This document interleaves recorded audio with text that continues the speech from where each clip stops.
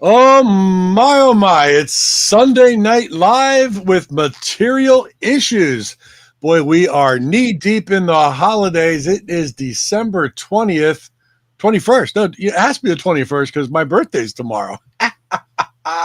Anyhow, welcome to Material Issues, episode number 235.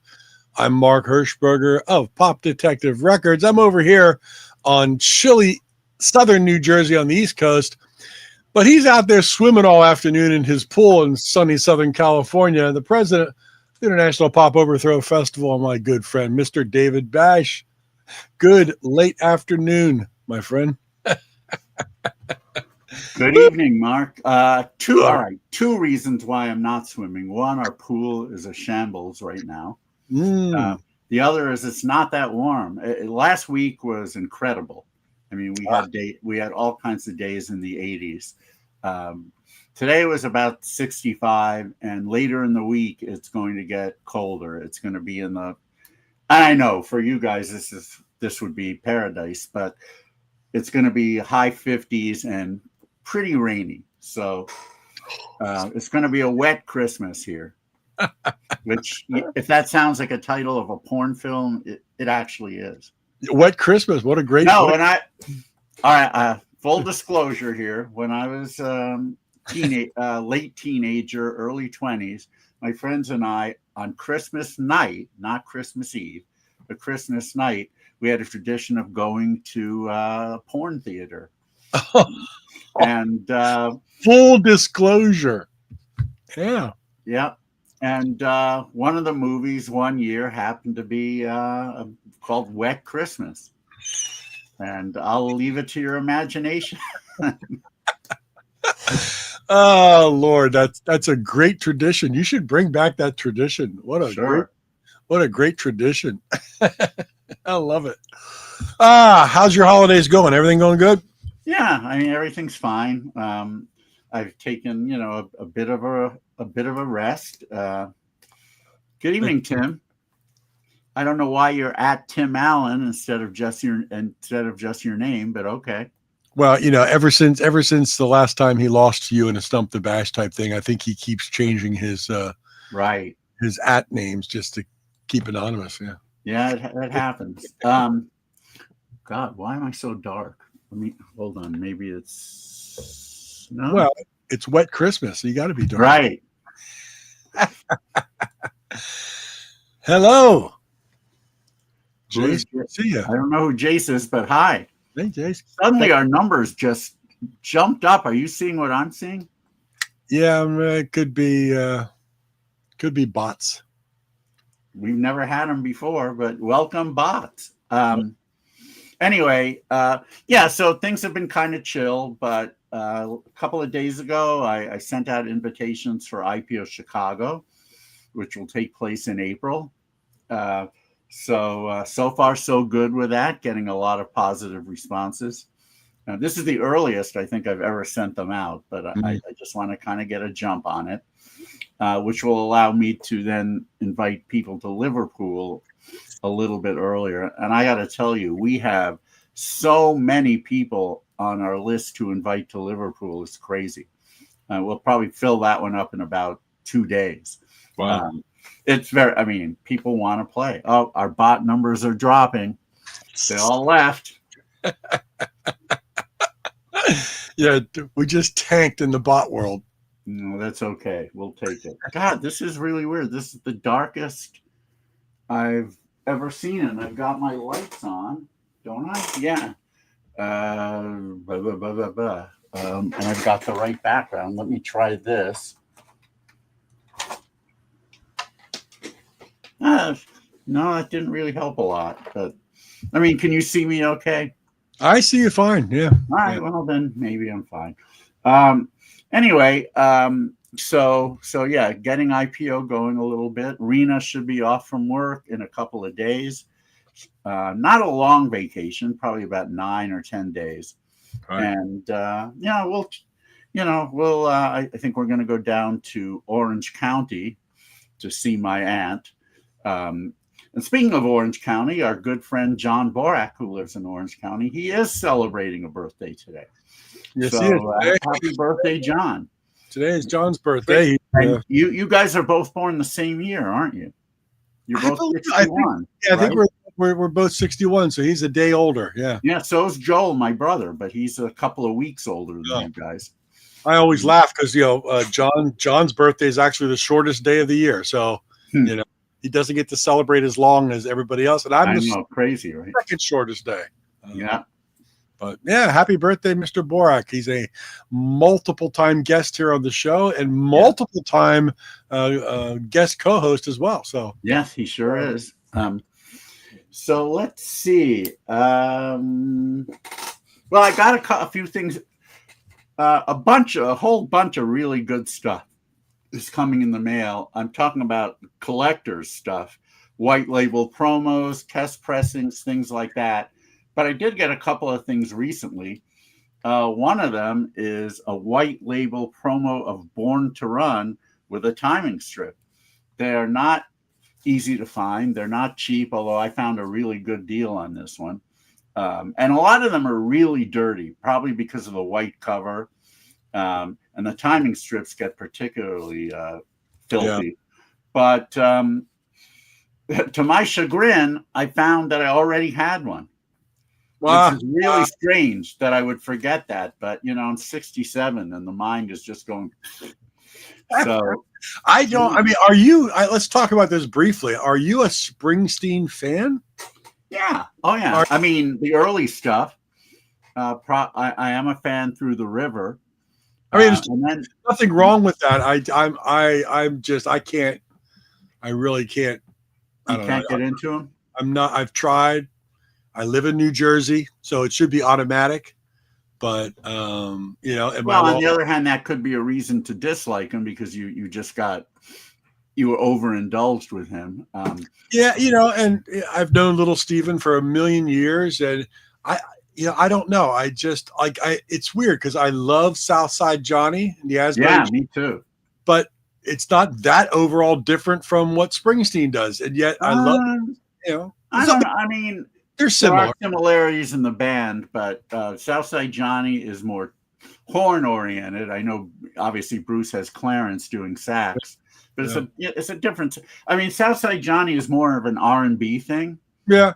And he also does a lot of 50s R&B covers, along with the originals that at that point Miami Steve wrote, right, and a few by Springsteen himself. So I see them as. They're both Asbury Park people, but beyond that, if they weren't from the same place, I don't think anybody would compare them. That's my opinion. I don't dislike Bruce Springsteen. I don't dislike anything. I hear it. But it doesn't really turn me on to the point. Like I have no Springsteen albums or CDs. I don't feel a need to buy it. And and that's another, and this is where it might lie. I mean, Springsteen's voice is very, it's different than Southside's, that's for sure. You may just not like his voice, which I don't certainly get. Absolutely, I don't like his voice. No, that'll do it. It's always, but there's but I think he writes really great lyrics. He's a great storyteller, and I'm a lyrics guy, so I do like that. And I like the anthemic stuff that he does when he's really rocking and get Clarence going on. But I just there's artists like that I never wanted to buy. I'll listen to it. I'll crank the radio up on on a lot of the tracks, but I've never wanted. Fair enough. And a lot of pop oriented people certainly don't like Springsteen. I know I was inundated with him. WNEW-FM. Yeah. I mean, he was their boy. If anybody was, he was. And so I get it. I mean, I get if people, I get anyone who says they don't like something, that even if it's something that should be in their wheelhouse, there's obviously going to be a reason for it. Yeah. And the reason may even be not non-musically related. I mean, it could be you heard him at a bad time in your life, or something like that. That's absolutely correct. A lot of what you and I grew up with, and a lot of people, 60s and 70s, you like something because it was at a certain time in your life. Because you might say to somebody, I really love blah, and they'll be like, how can you possibly love that? And a lot of people might think it's just goofy or bubblegummy or whatever, but at that specific time in our life, and say the early 70s, it might have had I tell people, Henry Gross's Shannon. I love that song with a passion because it reminds me of a junior high dance moment, and some people would just be, oh, that's so schmaltzy, but no, I love it for that. Oh no, there's no doubt that if we weren't born when we were, the stuff from the early 70s, a lot of it we probably just think was completely disposable and just cheesy but yeah, I mean, it's the sound. Early 70s, 70 through 74 especially, is the soundtrack of my life. Yeah. And there's very few songs that were on the top 40 that I don't like from that period. I mean, if I don't like a song, I mean, it must really be bad. Like Donna Fargo, don't like her stuff. Freddie Fender, don't like his stuff. Wasted Day. Jungle Fever by Chaka Chaz, hate it. But beyond that, there aren't too many that I don't like. So yeah, that's a good theme for an episode in the future where we don't have a guest or something. We'll pick a random month from like 1972, and we'll get the top 50 songs of that month and say love it or hate it and why. No, probably about 48 of them I'll at least like, and then there'll be two that I think like, especially if it's Donna Fargo or Chaka Chaz. What was Donna Fargo's big hit? Well, she had a couple. Funny Face and The Happiest Girl in the Whole USA. Now, I'm not a big country music guy. Right. So that, right there, that's already a strike against it. But there are other country songs from that period that crossed over that I like a lot. Same with Freddie Fender, which is sort of Tex-Mex. Not into that sound.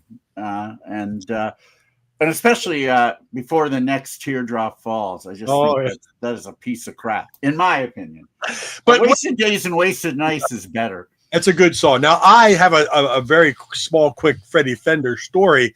They did a big festival, I believe it was 1974, in the fairgrounds behind the house where I grew up in Kutztown. It was called the Good Times Festival. And it was the only time they ever really did this festival, and they had a lot of pretty big time acts playing it. It was almost like a mini Woodstock in the fairgrounds. It was packed, and Freddie Fender was on the bill, and I could go up and sit on the roof of my house and then see over the tree line and look right at the stage. And I remember distinctly watching Freddie Fender from that viewpoint. It was, you couldn't miss his hair. No, you couldn't miss his hair. Even from like 400, 500 yards away, you could still see the hair. Yeah. But I remember that. That's such a good memory. Good Town Festival, Freddie Fender. Oh Lord, I love it. So there are always going to be a few songs from an important period of our life that we think are just so bad that no memory could save them. And that's interesting. I just saw I saw an interview today. CBS News did I forget the older anchor's name, but they did a walking through New York City and Washington Square with Sean Lennon.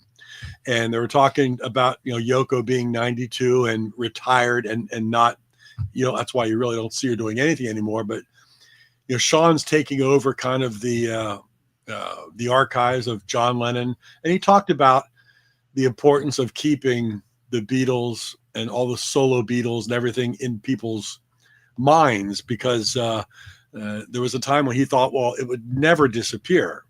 But he said there's a lot of, even John Lennon stuff that the younger generation has not been familiar with. Yeah. And he's just making sure that the legacy, it was a really neat interview. He's a well-spoken, intelligent guy. And and he's doing something right now with Zach Starkey and McCartney's son. They wrote a song, and they're recording it only because they like each other a lot, not because they're trying to be the kids, Sure. Okay. Fair enough. They were together and they decided, let's just do something and one song, and Donnie Harrison's not involved, and so but great interview, really, really neat interview. Talking about his mom and his dad's legacy. No, I mean, I'm sure he's a very bright guy. I am very angry at him though for taking a particular song off of a particular album. Oh yeah. I don't like cancel culture. Yeah. I certainly understand why he did it, but I'm not in favor of it. The adage, if you ignore history, you're bound to repeat it. I totally believe in that. You got to let people know what was and why. They could have certainly put a disclaimer in the album saying, that this was how people spoke at the time. John was not being racist in any way. He was just trying to portray women as being oppressed, just as black people were. Yep. He didn't have to go that far, but he chose to. During the time it was accepted. Now it isn't. And, I get that too, but you can't eliminate it. In my opinion, obviously you can, because he did. I remember getting the album and not being shocked by the title or anything about it. And, it made perfect sense to me. But nowadays, obviously. And again, this is a whole different kettle of fish, whether or not you feel this should be acceptable. But even black people back then were using the term. I mean, Red Fox must have said it several times on Sanford and Son. Richard Pryor, a lot of his comedy was based on that. He even used that word in one of his album titles. Yep. Right. Yeah. The feeling on his part being, if we own the word, we can't be hurt by it. Right. Oh, yeah. Obviously, that wasn't a sentiment that was shared by, a lot of the world, and certainly not at all now. But that was the time. You can't erase, in my opinion, you can't erase history. And this is coming from a Jewish person whose ancestors suffered incredible atrocities in Germany. But if somebody had a song where they used some derogatory word about Jews, I wouldn't want it taken off of an album. I wouldn't even care if they used it in a derogatory way. I would not want it to be taken off on some reissue, because today we're living in a PC world. Again, put disclaimers in if you want. That's fine, but don't erase it from history. It's just that's not just my opinion, but it is mine. And so Sean, I mean, I applaud the woke for their efforts. I think they're going about it wrong. Yeah. So if I met Sean, this is what I would tell him. Yeah. And he would respectfully disagree, probably. And that's he might not. He'd probably listen. He just seems like the kind of person who would listen and then give you his counterpoint and why, and you'd both agree to disagree. And that's but he's not promoting. I'm all for communication.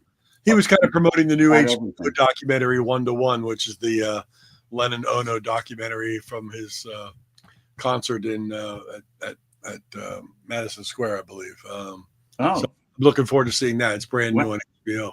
Oh, is it on there now? I believe it's on there now. Oh, I should check it out then. Yeah, it's called 1 to 1.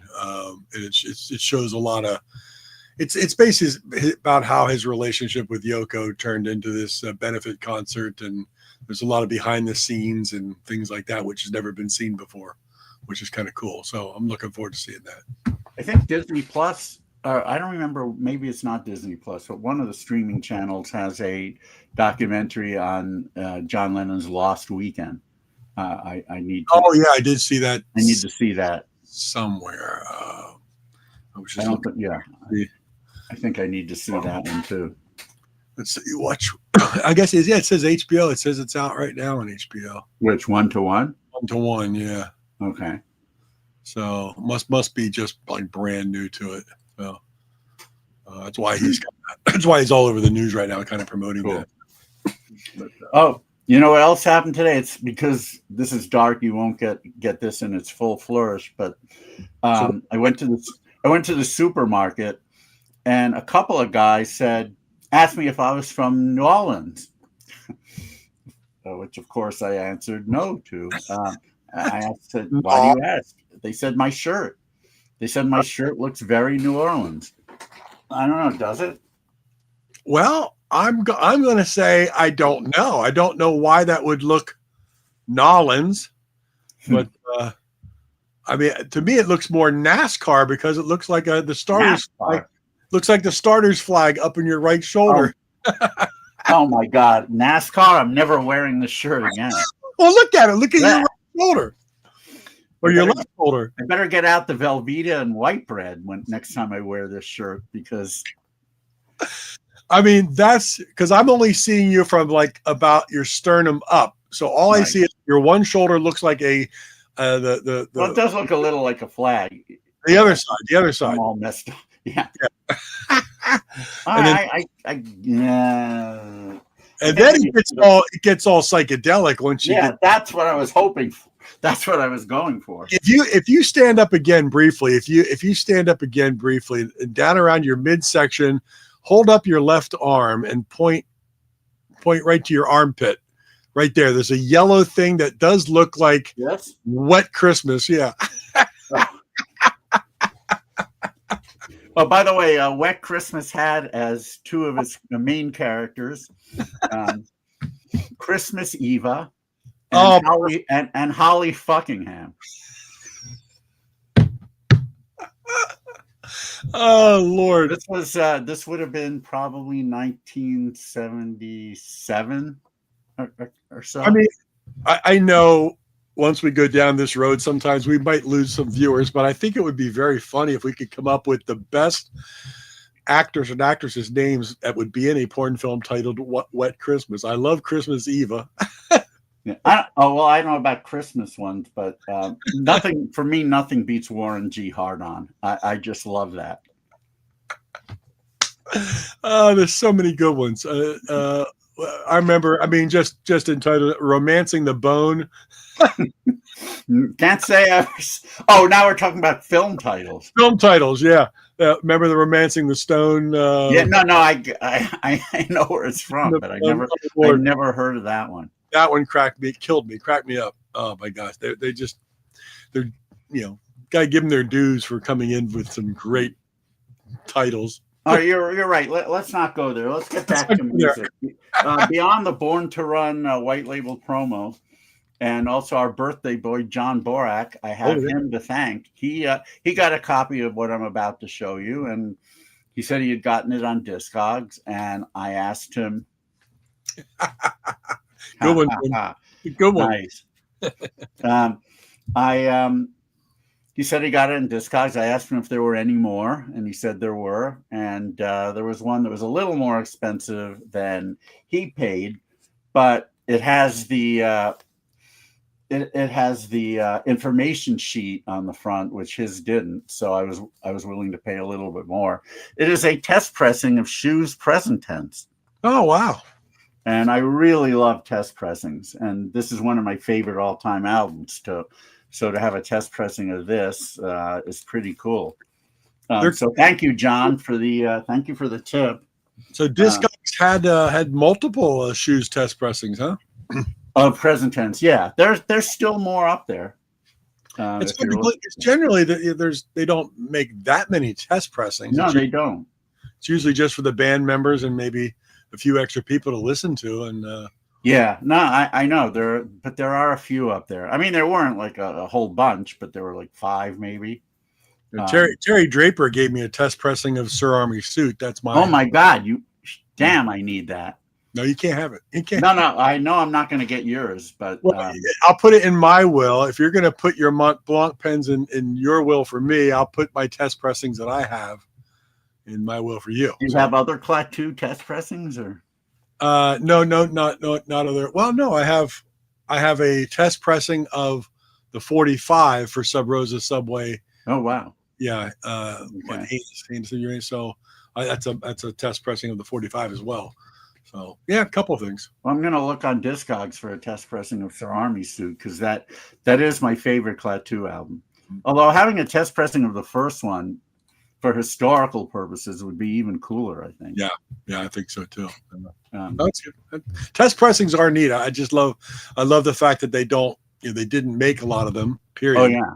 And if you get one, I mean, cosmetically, they're not particularly remarkable, but just the history behind them and everything. Well, before they press the albums, if anybody doesn't know out there, when a band masters and gets ready to to press the vinyl, they would do these test pressings. It looks just like the record. Essentially, sometimes it can be a little heavier vinyl. Well, there usually wouldn't be anything on the label. Right. There's nothing. They usually wrote the title, wrote the words and titles and things. And if there's 4 guys in the band, the 4 of them would get a test pressing, and maybe management, a couple other people, and they would listen to it to see what it sounds like on pressed vinyl and make any changes to the mastering before they actually, press the vinyl. So they're very rare. They're just rare because they didn't do hundreds of test pressings per album. They did, a dozen. And finding the one of Oranges and Lemons at that LA record fair was, I mean, oh my God, that was amazing. Costs a lot more than present tense. Yeah. But it would, XTC and all that. But anyway, let's play some music if that's okay. Unless you have something you want to talk about. We should tell everybody that's what we're doing tonight. This is our happy holidays. Take it easy, relax, and listen to some brand new music that's coming out. People always say there's nothing good being made, and yet we keep playing great music on this show. So if you want to hear some great stuff and know where to buy it, we're going to play it tonight. So sit back, relax, and listen to some great music. Yeah, most of these tracks are from albums that have recently come out. There's one that's a single that has not come out yet, but we're doing this label a favor by promoting it. But we'll get to that. Right now, we'll start with a band from Hull, UK, who has played IPO Liverpool a few times. They're called the Gold Needles, and they have a brand new album called Mood Elevator on the great Big Stir Records. Again, big shout out to Rex and Christina of Big Stir. This is, I don't know, this album probably came out about a week ago. Maybe it's not even officially out yet. I don't remember, but it's around. It's probably something you could put in your Christmas stocking if you order very quickly. Mm-hmm. Or in somebody else's Christmas stocking, for that matter. Anyway, the track I would like to play from the album is the second track. It's called 1111. And here we go on Material Issues.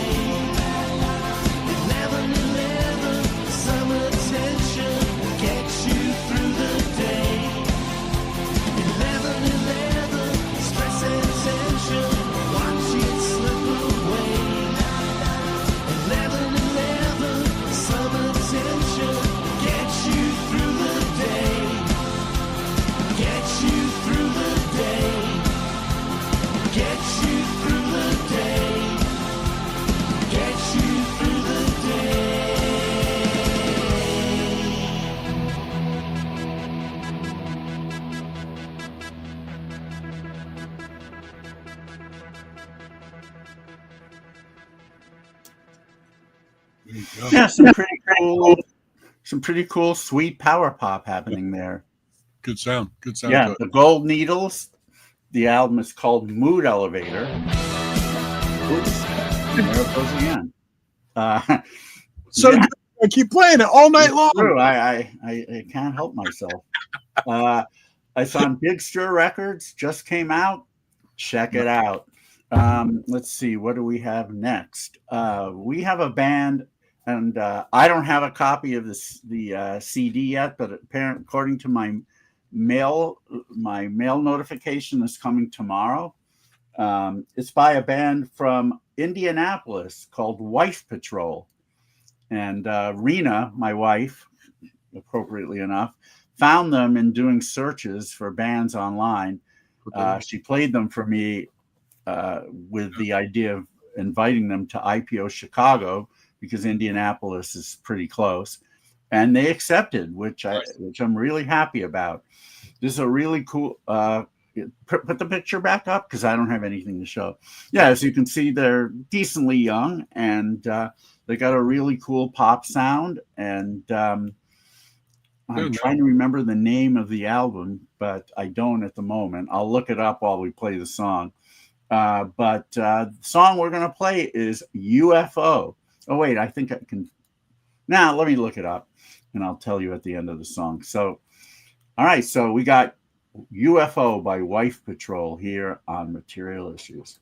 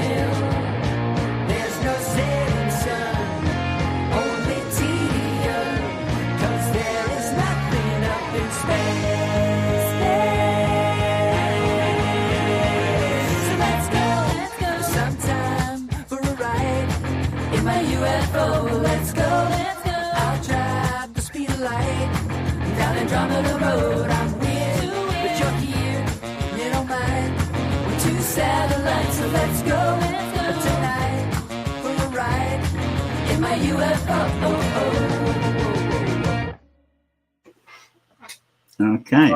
Nice. Yeah, that's going to be interesting to sound like live.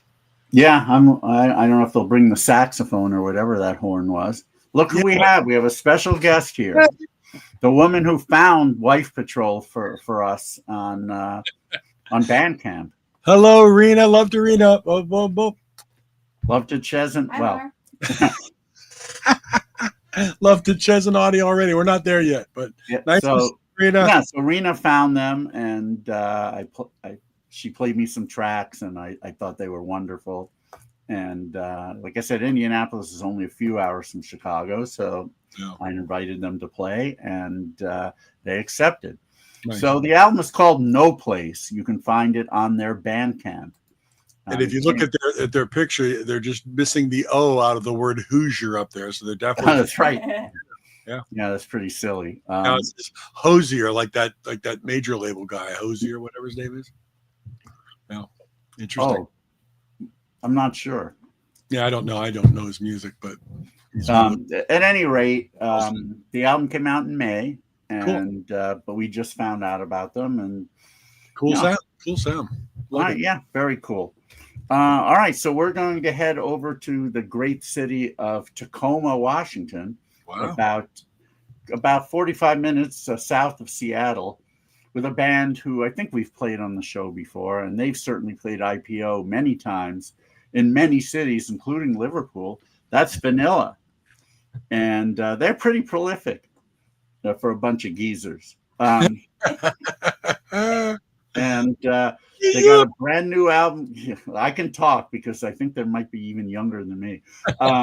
They've got an album called Cookie Wow, and the main guys in the band, Jason Jarman and Sean Gaffney, some might remember them from the great 90s band Liars Club. And but this is their most current project. They've been around for quite a while. And here's a brand new album, and I love the cover. It's kind of like a matchbook cover in a way. Oh, yeah, that's different. But maybe it's supposed to be a cookie box. I'm not entirely sure. At any rate, brand new record, and we're going to play a track from it. The 12th track looks like every half the songs are written by Jason Jarman, the other half by Sean Gaffney, and there's one that's written by both of them. But yeah, they are the main guys. We got a track here called In the Margins on Material Issues. Here we go.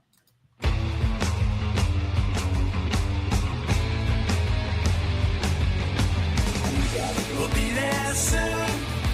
As far as I can tell, it won't take too long. If we go astray, a northern star might help us find our way. And when we gather and sort through all the past, we'll find out what matters and get us back on track.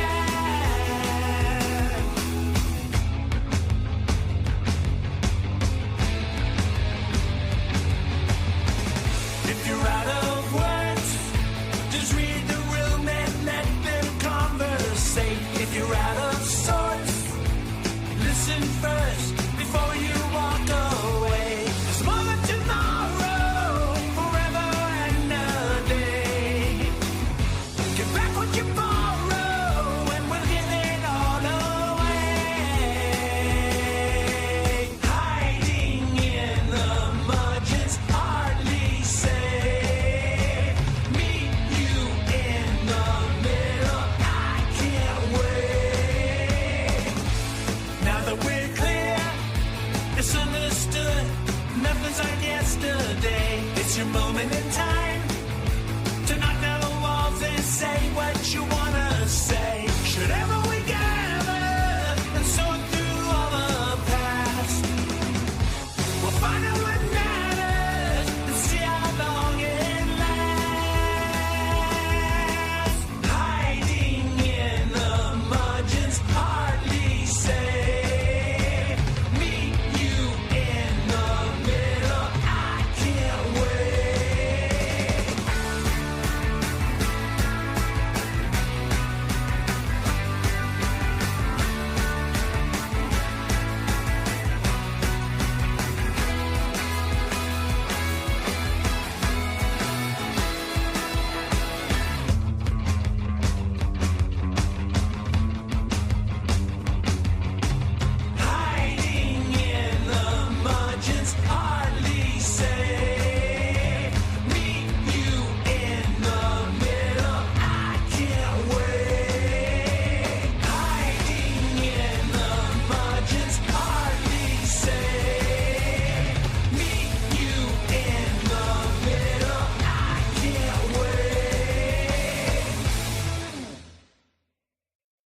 right. So that is Vanilla in a nutshell. Kind of clever, cheeky lyrics, some cool power pop sounds, sometimes some unexpected chord changes. Yeah, I've always loved what this band has done, and just been a fan of these guys since the 90s. So again, the name of the album is Cookie Wow, just out by Vanilla. You can find, I'm sure most of this stuff can be found on Bandcamp. Bandcamp, always on Bandcamp, or probably eventually from Cool Cat. Yeah, it might even be at Cool Cat now. I haven't checked, but Cool Cat, definitely always try the band's Bandcamp first. Yep. And if it's not there, try their website, try Cool Cat, all that good stuff. Yeah, all right. Anyway, like that. Here's a good friend of the show. It's somebody who's been a guest of ours. And lately he's been putting out a lot of cool covers. And this is his brand new album of covers. Yes, it's Simmons, a.k.a. Mike Simmons of Sparkle Jets UK. But he's certainly put out a few solo records. And this is his latest. It's called Fun Where You Can Find It.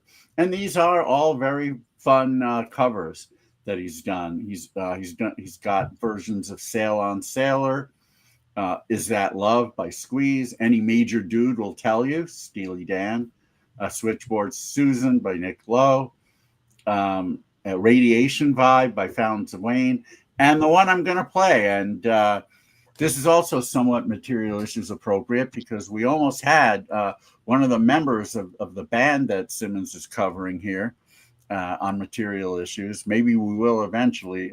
There's a little bit of confusion and he didn't show up. And but hopefully that changes. The band we're talking about is the Grassroots, and this very well may be my favorite song of theirs. And listen to the beginning of it because Simmons cheekily lifts from another song here. You'll find out in a bit. I really like what he's done with Temptation Eyes by the Grassroots. Here's Simmons' version on Material Issues.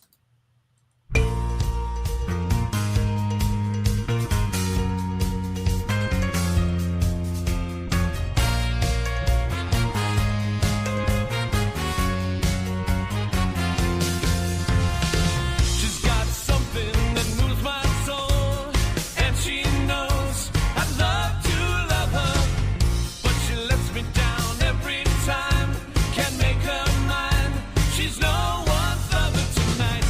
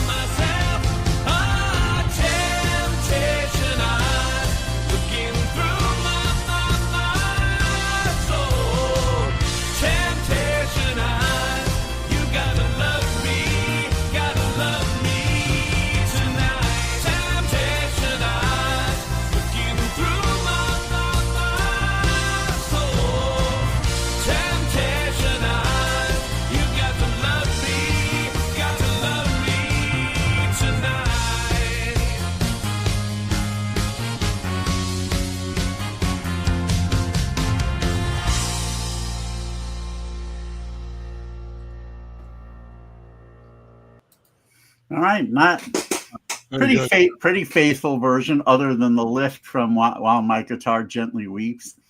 I wonder if do you sometimes when hearing older songs, you hear something that's from another song, and when you sing it to yourself, you add that little something in there?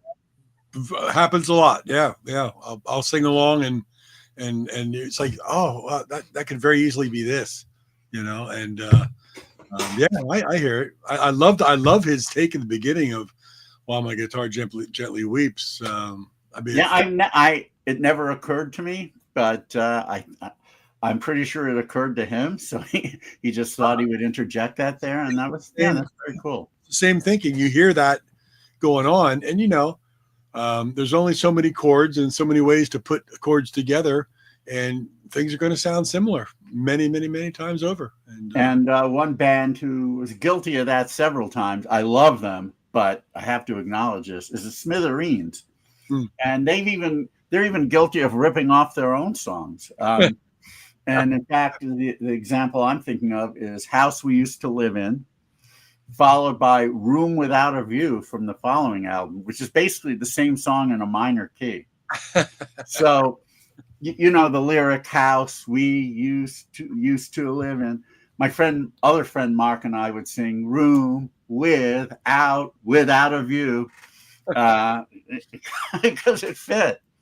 Yeah, no, it's very true. It's almost like every song's already been written before. It's just a matter of how you phrase it and what your lyrics are and different instrumentation. But there's only so many chords to go around. Things are going to be a little similar. Right. It is. It's true. Now I am actually. What's that? I'm looking for the title of this one song that I want to play, and I'm trying to remember which one it is. And for some silly reason, I can't find it anywhere on my list here. But who's it by? Oh, I got it. Never mind. I got it. All right. We're going to head to the great country of Spain for this next band. And the name of the band is Autos Detroit. And no, they are not from Detroit. As I mentioned, they are from Spain. Oh, and I'm highly disappointed. I thought, yeah. Yeah, you really did, right? This is a band that had played IPO Liverpool a few times. Sadly, they have broken up, but they have their Coda album right here called The Fabulous Fourth, which I believe is their fourth album.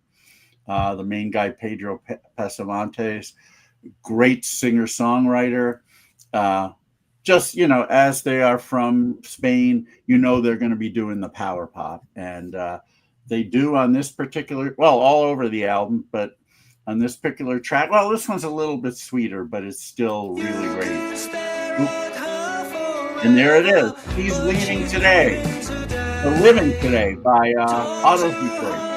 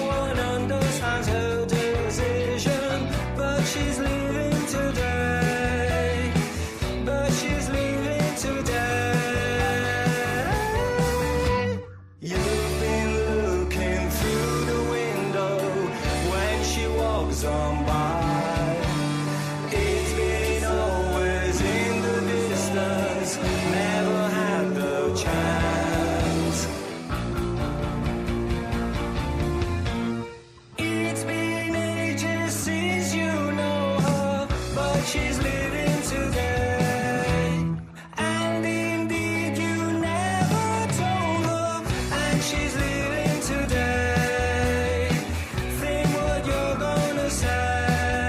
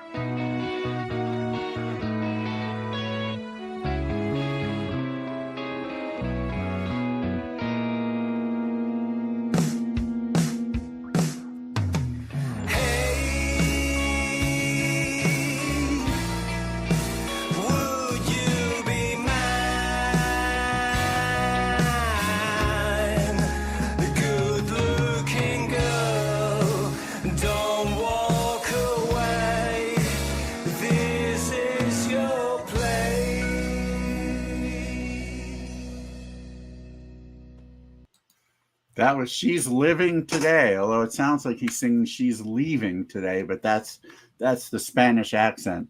The band is Otto's Detroit, and the name of the album is The Fabulous Fourth. Yeah, that's definitely Spanish pop for you. That has that sound all over. That's really good. It really is, yeah. Very pretty. You know what I forgot to point out? The Simmons album, which you can find on his Bandcamp, is on his own Crabapple Records, which is a label distributed by Big Stir Records as well. So you can get it. You can either get this through Simmons's Bandcamp or through Big Stir's website. All right, coming up next, we're going to move to San Francisco for a band, really cool kind of power pop garagey band called the Lucky Shots, which features Brent Severs, who is also from the great band The Decibels, who back in the day put out some wonderful garagey power pop albums. Glad to see that the Lucky Shots have a new album out. It's on our friend Ray G and Keddy's Cool Cat Music. So check it out there on the Cool Cat site. And I believe the song we're going to play is called For Tonight here on Material Issues.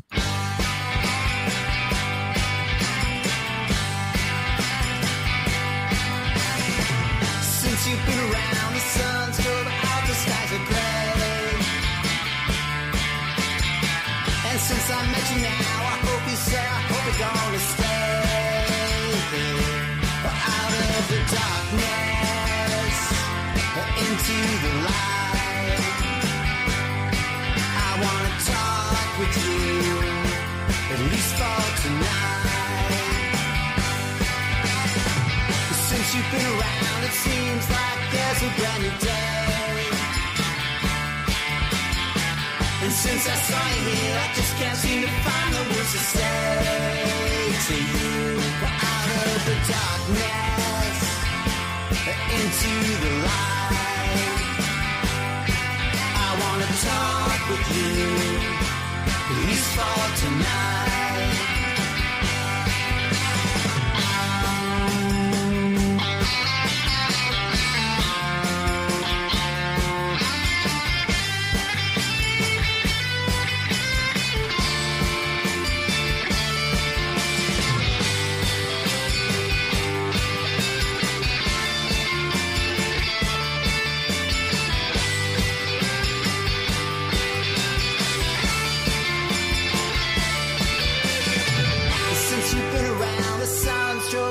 Skies are gray. And since I met you now, I hope you're gonna stay out of the darkness, into the light. I wanna talk with you, at least for tonight. We're out of the darkness, into the light. Talk with you, at least for tonight. I wanna talk with you, at least for tonight. I wanna talk with you, at least for tonight.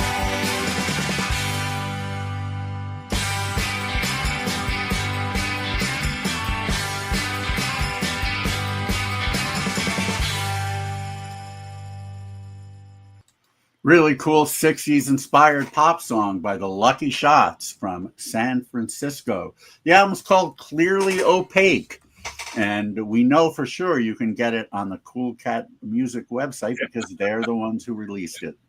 So I love that. That's a good jangle pop. I love the tambourine fade out there at the end. That's really good. Yeah. Really. Yeah. And the whole album is in that vein. Some songs a little bit garagier than others, but they all have that 60s influence. They've got the jangle, they've got some harmonies, just good stuff by the Lucky Shots. Here's an interesting project. It's the project is called the Salt Collective, and the Salt Collective is an amalgamation of musicians from North Carolina who are the band members, one of whom is the great Mitch Easter, who we really should approach to be a guest. Yeah, that'd be awesome. Yeah. I mean, I don't know why we haven't in the past, but several people from the North Carolina scene are the band members, and the songs are written by and sung by people from, well, all over the place. Among the performers are Jason Faulkner, Matthew Cause from Nada Surf. We've got Amy Mann on here, Mike Mills from REM, Easter himself, Kimberly Rue, who has been a guest on Material Issues, of course, and a few other people. And one of the other people is Chris Stamey, who has also been a guest on Material Issues, has a really cool album out this year as well. But we're going to play a song that he co-wrote on this album, I believe, called You Swallowed the Sun. And it's really cool. So, yeah, so the Salt Collective here on Material Issues.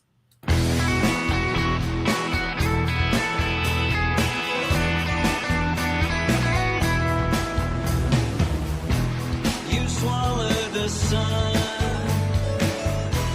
You took it down home. Now I'm the king of the world made from coal. You swallowed the sun with stars for dessert. My future went black and depainted in dirt. And all you did was put your coat on. All you did was click the door. All you did was say you're leaving and you don't love me anymore. You don't love me anymore. You swallow the sun and clouds crowded in. All our gold kisses were made of tin. You swallowed the sun as night came to stay. And silent I found there's no left to play. And all you did was put your coat on. All you did was click the door. All you did was say you're leaving and you don't love me anymore. You don't love me anymore.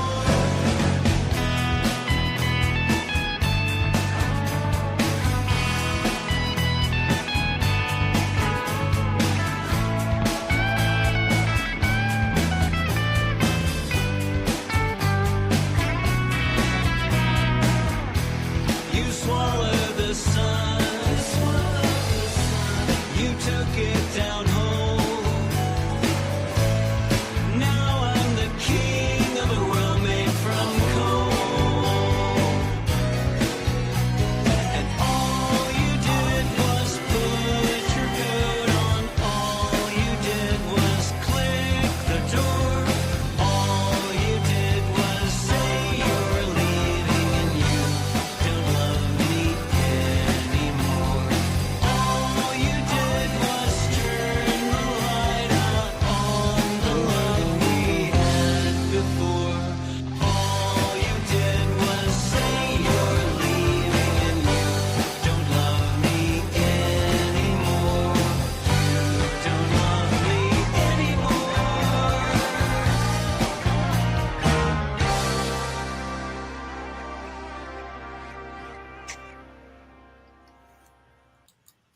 Very cool song by the Salt Collective. Again, they are a collective of musicians from North Carolina, including Mitch Easter, and the songs are featuring tracks written by and sung by luminaries from all over the pop scene. And we should mention Jason Faulkner was a guest of ours, one of our early guests. Yeah, I So think a lot of Material Issues guests on this album. I should point out that the song was co-sung by Pat Sansone from the Autumn Defense and Wilco. But what I should have realized and didn't until I just looked was the song was co-written by Chris Stamey and a guy named Andy Partridge. Andy Partridge, yes. You can kind of tell listening to some of the chord changes that now that you said an XTC thing in there. It's got Andy Partridge's stamp kind of all over it. Yeah. Yeah. So really good. Yeah. So a really cool album that it's on Propeller Records. I'm going to guess that. In fact, I'm pretty sure I saw this on the Cool Cat website. So if you're interested in getting this, just head over to coolcatmusic.com. Great stuff. Shouldn't be that difficult. All right. So our next band is from Milwaukee. It's a band I've loved for years and years. And they have a brand new album called A Carnival of Gray and White, and they're Trolley. When I say I love this band, I'm not just tossing around empty accolades. Their last album, Caught in the Darkness, was my #1 album of 2016. So yeah, it's been a while, but definitely worth the wait. And we're going to play it. Actually, we're going to play the title track from the album, A Carnival of Gray and White by Trolley, here on Material Issues.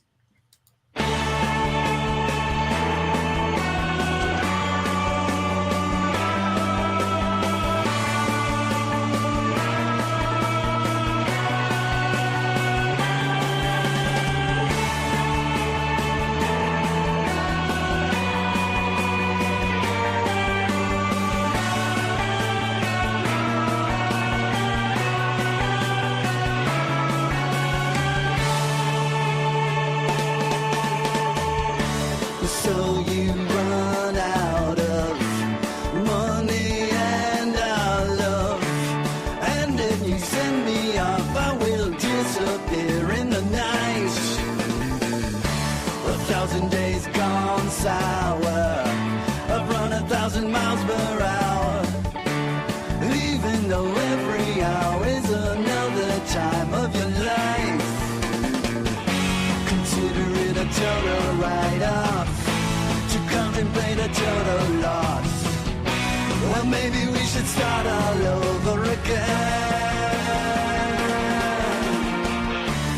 In the silence of quiet of my mind, I walk down this rain, open all the doors that I find. Complacency, procrastination, a carnival of gray and white. Footprints I follow down, calling out for reasons unknown. Consider it a total write-off, to contemplate a total loss. Well, maybe we should start all over again.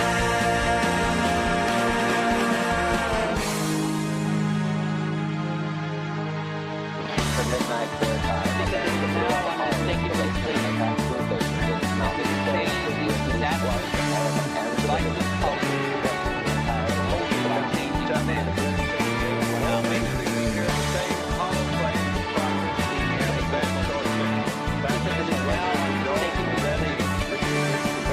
Like this hollow dog will start or the other way. Consider it a total write-off, to contemplate a total loss. So maybe we should start all over again.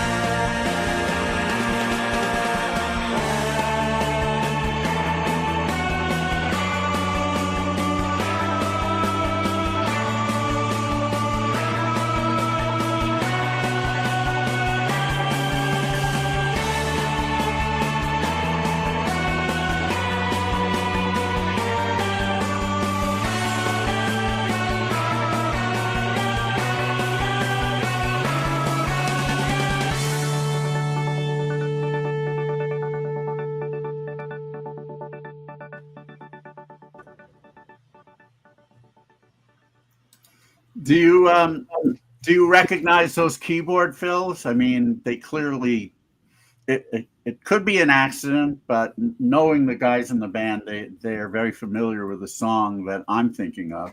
No, what are you thinking of? Reminding me as well. They remind me a lot of Secret Messages by ELO. Oh, well, yeah, okay, cool. Yeah, very, very cool song and a very cool album. Will it be number one for me like their last one was? I don't know. I'm trying not to think about that yet. You talk about back-to-back World Series winners or back-to-back NBA championships or multiple winners of such a list. Would Trolley repeat? Maybe three acts have. Oh, really? Chris Rainbow had Okay. my number one albums in 75 and 78. Okay. Wonderments had my number one albums in 95 and 98. And Mothboxer had my number one albums. This is That's right. sort That's of right. retroactive because I didn't know who they were when their first album came out, but 2010 and 2013. So it has actually happened. So we'll see. They might. Again, I'm really trying not to think about it. I have candidates, but I really don't know what's going to be number one yet. That track right there is pretty darn good, though. It really is. No, the whole album's great. A Carnival of Gray and White by Trolley. I should mention that one of the members of Trolley, Terry Hackbarth, owns a really cool record store in Milwaukee called Bullseye. And I just ordered a couple of great things, a white label promo of something and a pretty rare 60s album. Now he has something else that is really exciting me, and he's going to let me know tomorrow what the condition of it is and if it includes all the inserts and stuff. But if it does, I'm all over it. So Wow. more on that later. But yeah, if you happen to be in the Milwaukee, if you're in the Milwaukee area and you're listening to this show, you probably know about Bullseye already. But if you happen to be traveling into that area and are looking for a record shop, definitely check it out. And I bring this up every once in a blue moon, but I'm going to bring up again. And anybody who's watching it live or in the archives, wouldn't it be great if David did a book on his top 25 songs of all the years he's put together? Because we'd have a reference to go back on. We could say which songs were number one and what artists. So I'm still going to keep poking you till you write that book. All right. Well, I'm not ruling it out, but I am remiss. I made a mistake. Bullseye was the store that he worked at. He actually bought it, I believe, under that name and changed the name to Irving Place Records. Oh. So that's what you want to look for. Irving Place. Ignore everything I said about the name of the record store. It's Irving Place Records in Milwaukee. So if you're up there, definitely check it out. Tell Terry I said hi. And hopefully he forgives me for the faux pas. Anyway, we got a few more things left. A band from Chicago, who I'm certainly hoping will play IPO. They've been sort of semi-active, but now they're back. They're called the Websters with an I. And the name of the album is called High Up in the Trees. And they feature a guest of ours on Material Issues, Doug Bobenhouse, who, or is it Bobenhouse? I never know. I'm never sure. I think we found out it was Bobenhouse. I think yeah. And he and Tim Rose, both of whom were from the Sun Sawed in Half, and kind of still are. They were our guests early on, and in Material Issues. But Doug is also a member of the Websters now. He wasn't when they started, and actually back in the first ever IPO in LA in 1998, they came all the way out, played a show for us in Orange County, one of the two we did down there. I believe they came back to play LA, and they've played IPO in Chicago a few times. But it's been a while, and hopefully this year they will play, or next year. But this is their new album called, High and Up in the Trees. And it's great. Really kind of quirky pop, upbeat, lots of great harmonies and chord changes. And this song features Doug's voice, which is one of the sweetest pop voices you'll ever hear. It's a song called Roulette. And we're going to play it now on Material Issues.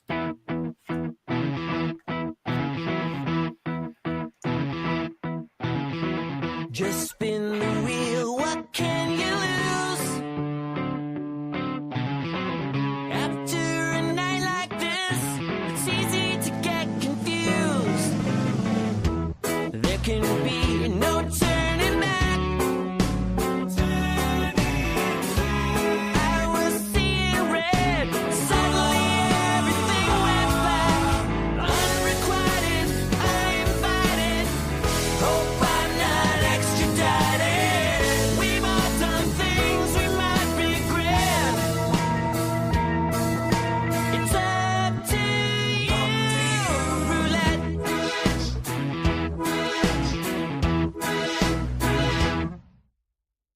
Just slip the feeling past the fuse. And after a couple drinks, how can you refuse? Just before it all goes south,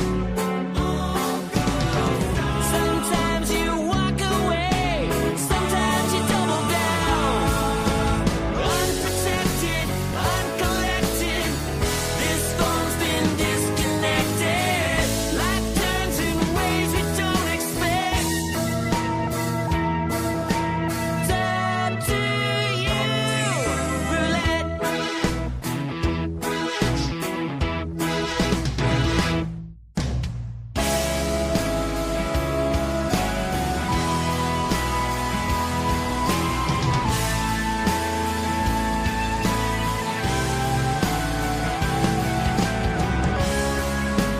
Do you ever think about me? Remember what it's like to be free. You were high up in the trees. Now you're lost among the weeds.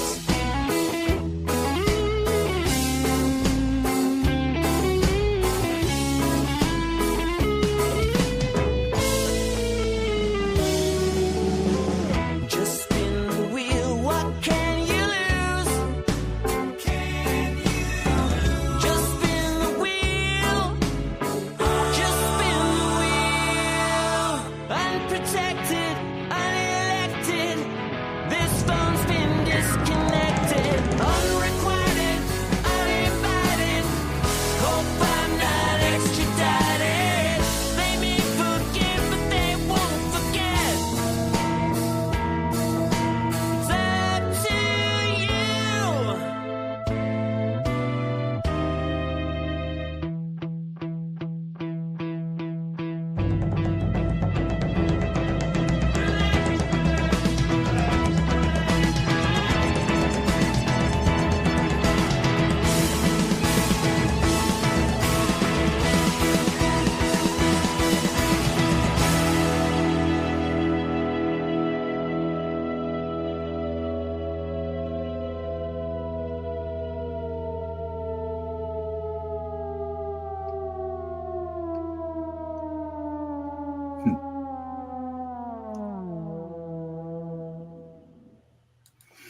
That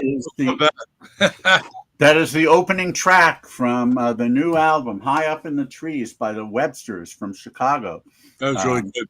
Yeah. featuring Doug Bobenhouse on lead vocals. He probably wrote it too. It sounds like his Love the it has a very sun, salt, and half edge to it. I love has the Sunshine and Half feel and has a really strong '70s influence. I hear some Supertramp going on in there. Yeah, it's really good. I love the drum work. That was really good. I love. We've had a lot of tracks tonight with some really long or interesting fade outs. That's true. Yeah. It's fade out night tonight, which is Well, great. probably not so much the next track because this one is short and sweet and to the point. This is a gentleman from Detroit named Ryan Allen, and he has a band called Ryan Allen and His Empty Hands. But this is a solo record, and in fact, it's his third record this year. The first one was very power pop. The second one was kind of punk. He didn't send me that one, probably because he didn't think I would like it. But he did send me this one, and this one is kind of pure bubblegum. And it's really, really good. A lot of short, sweet, to the point tracks, including this one called Bloody Gums. That's right, by Ryan Allen on his new album, 1 Week Off, here on Material Issues.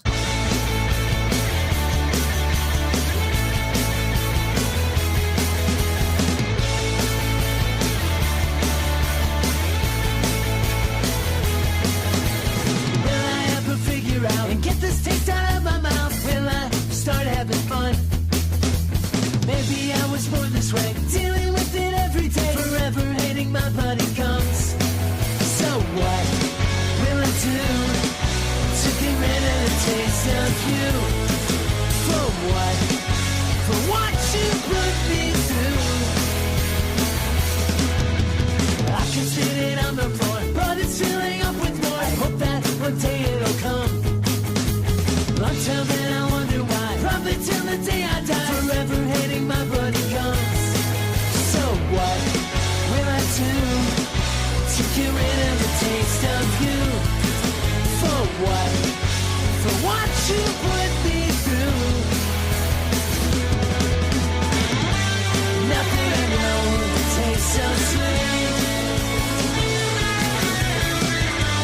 Washing the blood from my teeth.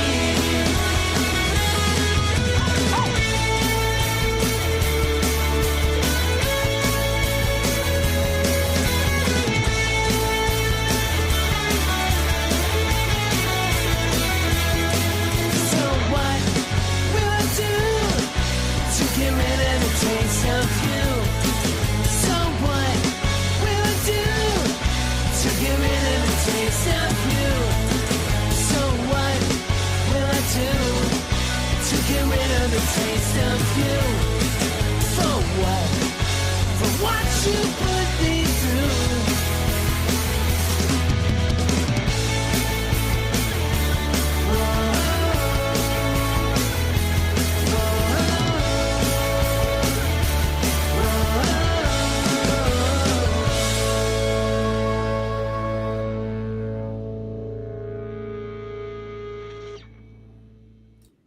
All right. We had a mild fade out there. Huh? We had a mild fade out there. Mild, yeah. Anyway, 2 minutes of pure bubblegum goodness by Ryan Allen and his latest album, 1 Week Off, which I believe you can find on Cool Cat. He usually carries Ryan. Again, occasionally I don't mention where you can get the album, but simply look for the band's Bandcamp page. If you don't find it there, check out Cool Cat. It'll probably end up being there. Yeah. At any rate, okay, so we've got one more from a CD, then one from an actual vinyl record, and then one from just a file, because the song isn't actually out yet, but will be soon. Anyway, our last one is another gentleman from the Bay Area named William Duke, and his new album is called Once Upon a Fruitful Lair. And if that sounds kind of like medieval English, well, yeah, it kind of is. If you look at the font back there, the Old English style. And the sound is, well, generally pretty folky, but folk pop in a good way. But the track I'm going to play is probably a little bit more, maybe a little bit edgier than some of the others on here, but they're all really good. The track I want to play is the third track on the album, First the Verse, and in parentheses, Writing in My Dreams, by William Duke, here on Material Issues.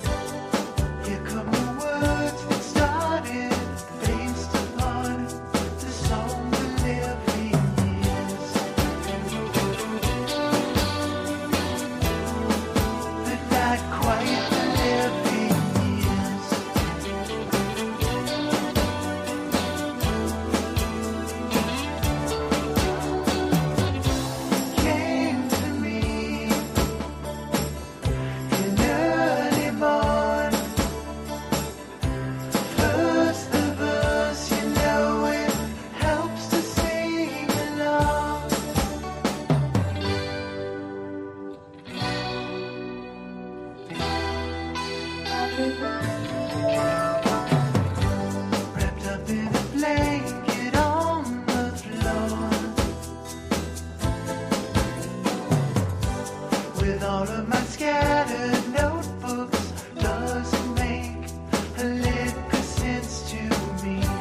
I'm waiting around for spirits in the dark. How come the fragments of another song I almost left away came to me in early morn? First the verse, you know it helps to sing along. It came to me before the dawn, where a twilight memory becomes a song.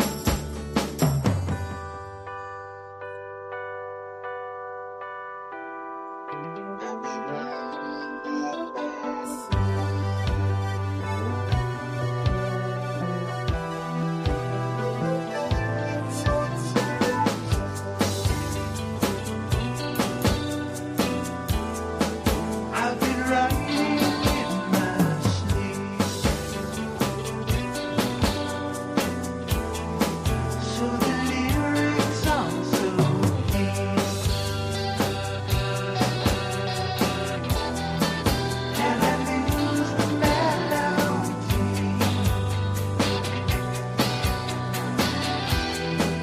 if I'm writing in my ooh.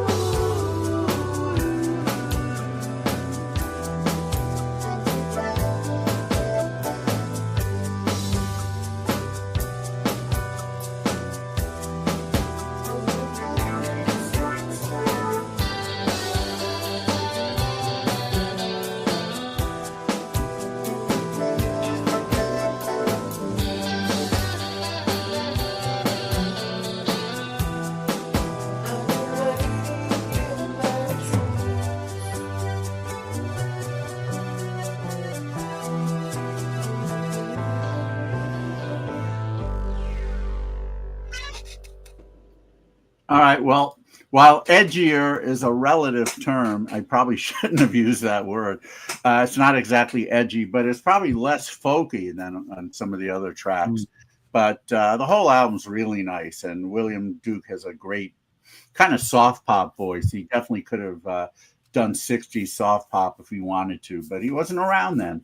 But he is now, and has a brand new album, Once Upon a Fruitful Lair, which he sent me this. I don't know if Cool Cat is carrying it, but his Bandcamp probably is. So check it out there. You got a lot of synthesizer keyboards going on through a lot of tracks tonight. We got kind of a theme this evening. Yeah, I guess I hadn't really thought of it that way, but I guess it worked out. Yeah, nothing wrong with that. Not at all. Not at all. Nope. Well, I don't know how much of that is on this, but this is a brand new album, vinyl only, by an LA band called The Manic Standstill, and it features a gentleman named Adam Bones.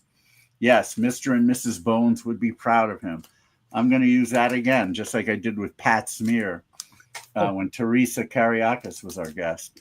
At any rate, this is their new album called Moving. Adam has been part of all kinds of projects over the years. He's played IPO with a few of them. And we're going to play a track from this album called Oh Francisco. So here we go on Material Issues.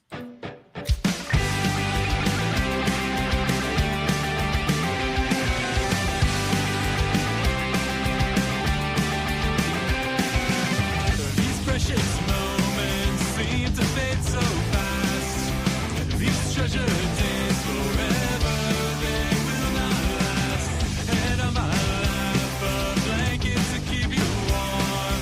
Adoring look up on your face won't ever let you feel all that you sweetness signals no bounds. Oh Francisco, how I love your clear and bright eyes.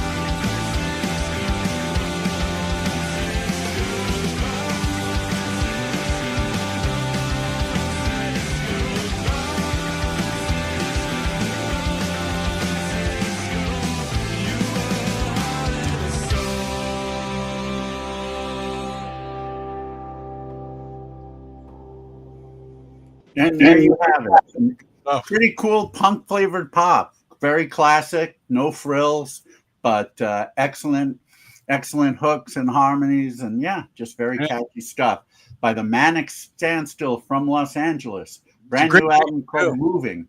Great name, Manic Standstill. I love it. Yep. Very, very cool. Only on vinyl, but I believe they have a Bandcamp page. You can buy it there. All right, so we have only one more track to play. I say only one because we've played quite a few. This one is not out yet, but we wanted to help out one of our favorite labels, a label from the Netherlands called Excelsior Records. Great label. Had some just incredible bands and solo artists on the label over the years. In fact, we just had one as a guest a few weeks ago, Yorick Van Norden. Yep. Well, he actually was a guest last week, or was it the week before? Even though we recorded this his episode a few weeks ago. He was on the 13th, I guess. Yeah. Okay. Yeah. So this is a band called Plastic Family, and it features a collective of artists who are on Excelsior and other Netherlands labels. This is a song called, what is it called? I can't remember. I'm going to look it up. Love and Heartbreak in High School. Oh, yeah, you got it. Love and Heartbreak in High School. Great title. And it's really, really cool. It's coming out as a single in January, and I'm hoping that there is going to be an album as well. Funny enough, one of our recent guests, Stephen Korn, independently asked me if I knew about this band. So they're obviously gaining some traction, which is good to see. So here we are, Love and Heartbreak in High School by Plastic Family on Material Issues.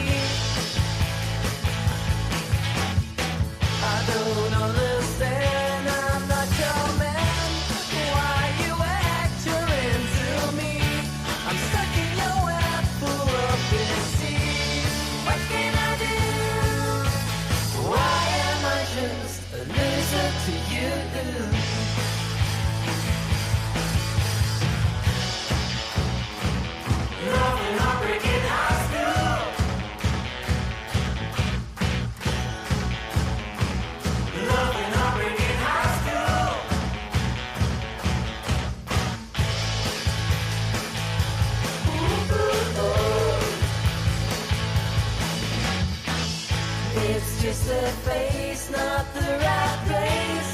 It was never meant to be. Just let it pass, I'm not your class. Why do you refuse to see?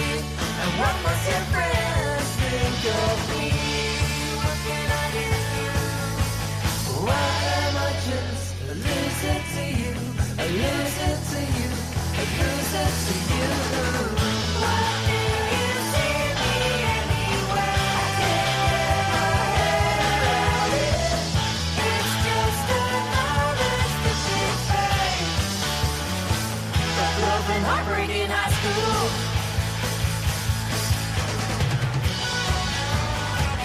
Love and heartbreak in high school.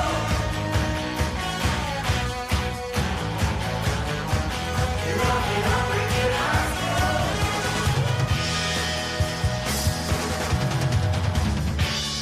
It was never meant to be. I'm stuck in your web full of deceit. What can I do? Why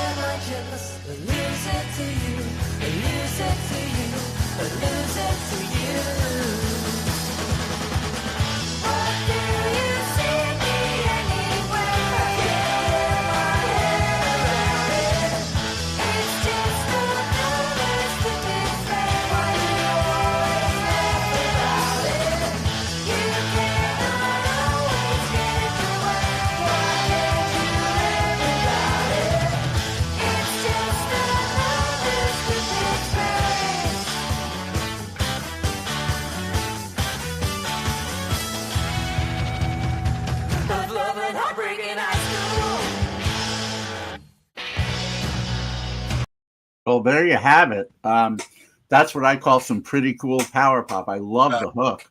Yeah, Um, great stuff, man. Yep, they're going to be this single's coming out in February on Echo Archive Recordings, which may be a subsidiary of Excelsior. I'm not particularly sure, but it was the one of the Excelsior staff that sent it to me. They are playing their first show in February as well in Italy at a festival. Wow. Hopefully, they'll also be playing at another festival called International Pop Overthrow. I know Liverpool won't happen, but if we can get something going in Amsterdam, which I'm still working on, I would imagine they'll play it there. But look out for that. And again, hopefully an album to follow so we can hear some more songs. But yeah, they are definitely a fairly hot young band who are trending now in the pop world. So Plastic Family, Love and Heartbreak in High School coming up in February. So look out for that. A lot of great. I was going to talk about some reissues, but we're really running kind of late, and we got to Stump the Bash to do. Yeah, we got Stump the Bash. Maybe we should just head to that, huh? We can head right to that. Hey, I wanted to bring up. I was just reminded by a text I saw from somebody. We lost one of my personal favorite vocalists of all time, Raul Malo of the Mavericks, passed away last week. He ranks for me. He probably ranks top 5 vocalists of all time. I absolutely love Raul Malo's voice. I think highly, highly underrated. But not for his fans and in the country or the Tex-Mex kind of rock. But what a great songs. Yeah, good call. Good call. Blessings to him. That was. Mavericks are one of the best live shows I've ever seen. They killed, and very impressed with him. But sadly, we lost him. Yeah, I saw that. I have to admit, I've heard a couple of Maverick songs. They weren't really my thing, but I know that he was loved by a lot of people, just based upon the posts that I saw on my Facebook feed. And his solo work. I mean, a lot of solo things he did around the Mavericks. Matter of fact, when my mom passed away, I sang and played acoustic guitar at her funeral, one of Raul Malo's songs called One More Angel. And, wow. What a tribute. Something else. So he fought a battle with cancer, but he's left quite a legacy behind. So, and I guess he is one more angel in heaven. One more angel. Yep, indeed. Mm-hmm. Not to bring it down, but I think everybody knows Raul. And when you lose a good one like that, it can hurt a little bit, especially at age 60. Age 60 is too young. I know, it really is. It really is. But all good. Hey, but you know what? Let's find the media asset here. Let's find, where is it? Stump the Bash. Hold on. Oh, we got to do here we go. Everybody. Stump the Bash. Stump the Bash. Stump the Bash. Stump the Bash. It's Stump the Bash. We haven't done a Stump the Bash in quite a long time, have we? I think it's been a little while. We've been busy. There you go. We can stump the Cavern Club. Stump the brick. No, we haven't. We've had so many guests that we really haven't had a chance. We've had a lot going on, and we've got a lot more going on, which we'll talk about. Yes, we do. But you know how we play this. We go the years 1965 to 1975. That's an 11-year period. David picks 5 of those years. We give him clues. If he gets it on the first clue, he gets 5 points, all the way down to the 5th clue, which would be 1 point, or 0 if he doesn't get it at all. And it's happened. It's happened. So we always say he needs 15 points to not be stumped. That's an average of 3. So this is a regular Stump the Bash. No, this is a regular Stump the Bash. Wow. Okay. Because it's the holiday season and I'm in a very giving mood. This is not going to be a difficult one in your wheelhouse. I want to see how many points. I want to see if you can crack 20 points on this. Now, of course, I purposely made the first clue not that easy because a lot of these songs are. This is chart position number 22. All right, that's pretty high. Yeah, 2. That's not too bad. So you're gonna pick your first year. You're gonna try to not be stumped tonight with 15 points. What year are you going with, David? Let's go with my biggest wheelhouse, 1970. 1970. I knew you were going to go close to that, so I almost had that one pulled up. All right, here we go. 1970. This is going to be clue number 1. Play along, Tim. Let us know how you're doing. Here we go. In 2025. I got it. No, I don't. You got it. Kraft Recordings released the first official music video for this song. Set across Southern California, this coming-of-age story has a cameo from the singer himself. From a Does track that mean the singer himself is still alive, or must still be alive, unless the cameo had him in his coffin. But yeah.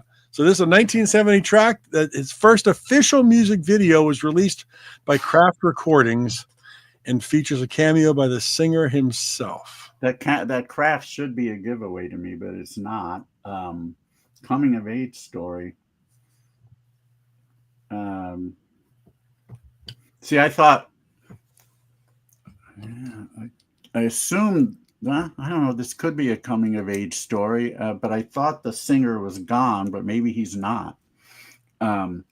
So this is just a wild stab. I'm not sure, but Patches by Clarence Carter. It is not Patches by Carter.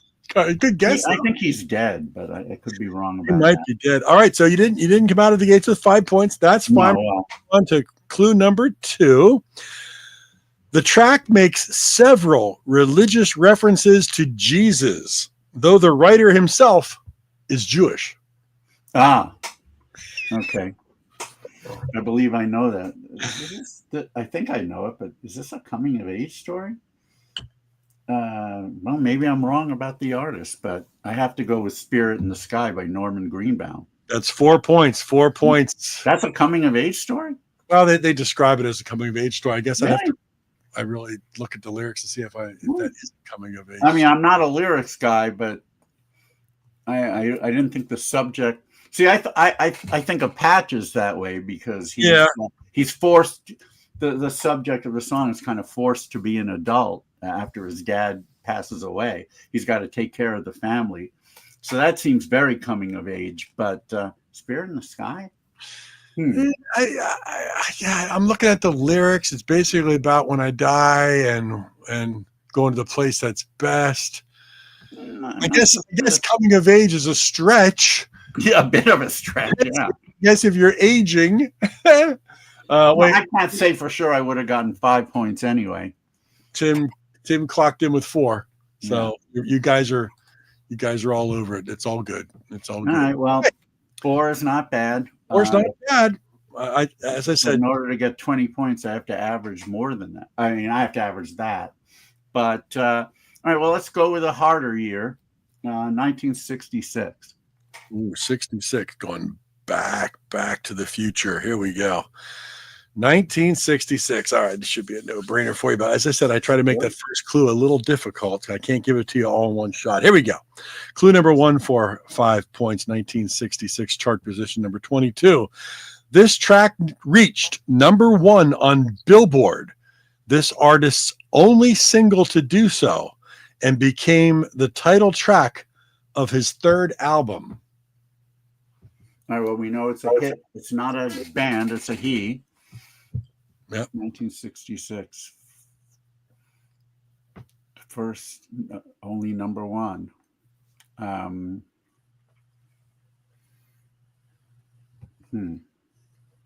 His only single. So many different people, obviously. But let me see if I can.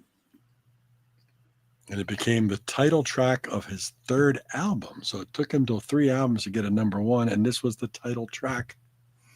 Just trying to think of solo acts from that period. I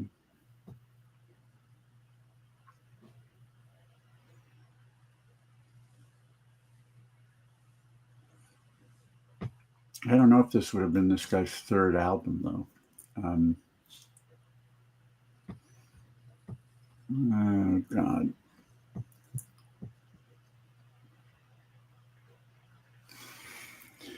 Yeah, nothing's really other than one song, but I really doubt it's this guy's third album. But I'm pretty sure it did hit #1, and I think it was 1966. But I could be wrong about that as well. Eve of Destruction by Barry Maguire. It is not Eve of No. Destruction by Barry. Okay. It's a good guess, though. My gosh. Well, if the year was 66, it might be 65 on that. I'm not sure.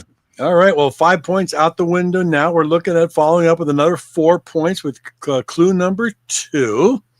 The Guardian, a British newspaper, claims this track to be the very first psychedelic rock record ever recorded. Okay. And a solo guy did it. Yeah.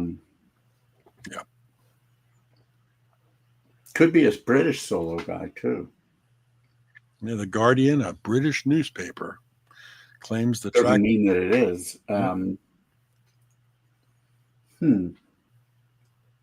Wait. No, that's a band. And the song, right? This song was not #1. Damn. Not really grabbing onto anything here. Let me see. And, I think I read about what was considered the first psychedelic rock record, and I can't remember who it was. Damn it. Come on. Solo act, first psychedelic rock record. Oh, wow. And I'm going to say that the Guardian was probably a little stretch to call it a rock record, but it's in the pop genre. But I don't, when I think of rock, I think of Now when you think of psychedelic,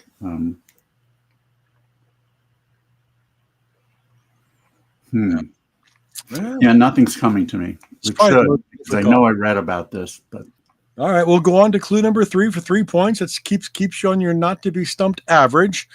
Cashbox described this record as a funky, medium-paced, blues-soaked romancer about a lad who is determined to snare the gal of his dreams. Jesus Christ. So It is not Jesus Christ. They're calling it funky now.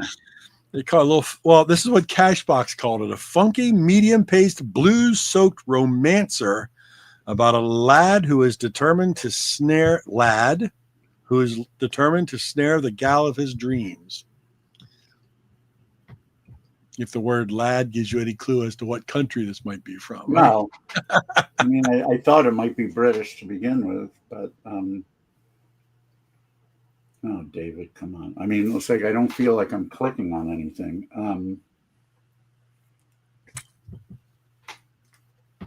This is probably the most difficult one of the 11 you could have. Really? Yeah. No, Well, as far as the clues are concerned, yeah. Well, yeah. Oh, come on. Well, come on. Think of British guys. Mm-hmm. I wonder if Tim's chomping at the bit like, I got it. He probably does. All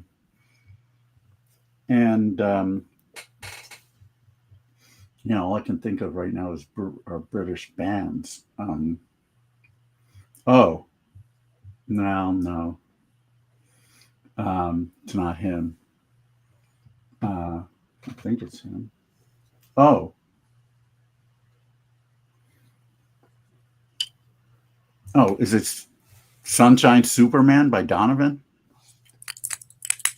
You got it. 3 points. Sunshine Superman by Donovan. Wow. I thought you were going to at least clue number 4 here, but you pulled that one out. I heard an Yeah.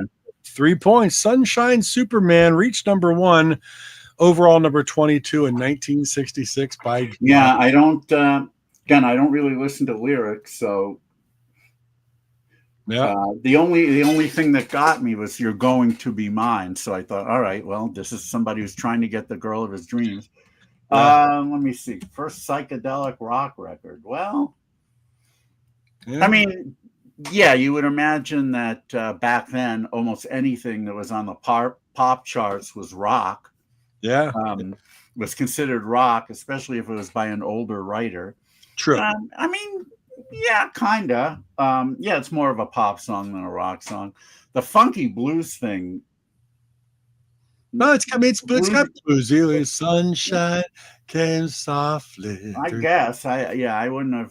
I do see a little bit of funky, but not really. I mean, Donovan was as white as they came. But probably at that time when Cashbox said that, they were thinking it was funky and different, and that's cool. But you got it, 3 points. I wonder if I'm going to get any labels on any of these clues. They sometimes help. Yeah, well, I thought of Tom Jones too, but I realized that he didn't have. Trying to remember if Tom even had a number one, and well, it's not unusual, I guess was, and that actually would have been if I had thought about it, I might have actually guessed that. But I think Tom may have had more than 3 albums at that point. Yeah, it's surprising that Donovan didn't get a number one till it was his third album. But well, I don't know. Well, Atlantis, I think, was number one also, I think. And that was a few years later. But other than that, I don't think he had any number ones or anything. Well, Hurdy Gurdy Man was like top 5, I think, but it wasn't number one. But you're at 3.5 as an average, so you're still ahead of the game here. Yeah. Okay. It'd be a little tough to crack 20, but you never know with you've pulled things out. No, let's go to the other end then of the list of years to 1974. 1974. All right, let me get there. We got to get through my little iPad thing here and get to 1974. This is going to be a year-end chart position number 22. Clue number 1 for 5 points. A medley of 3 distinct musical passages that vary in style. This track is one of the artist's longest singles at 5 minutes and 9 seconds. Wait, read that clue again. Yep. It's a medley of 3 distinct musical passages that vary in style. This track is also the artist's longest single at 5 minutes, 9 seconds. So what they're saying is the song has 3 different distinct musical passages and style involved in the song at different points of the song. Yeah, I think if I concentrate on that, I'm going to get thrown off. But the 5 minutes and 9 seconds. And did you say he or there? A medley of 3 distinct musical passages. This track is, you call it the artist's longest single. So it's not necessarily a he. It could be a group. It could be. I'll give you a clue. It could be a he, she, or a group involved. Yeah. Okay. Thank you for that. That should clear everything up right there. 5 minutes and 9 seconds. Even in 1974, that's fairly long.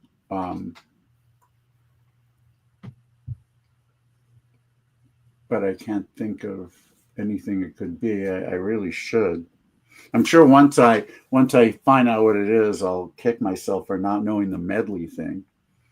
That should be obvious, really, especially with such a big song. Oh, nice. Clue number 2 will well, probably. I think well, let me. I'm not. There's a big hit, so let me think of some of the bigger hits of 74.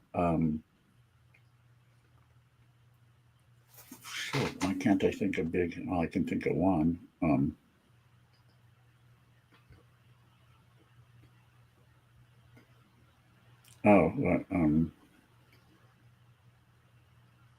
74.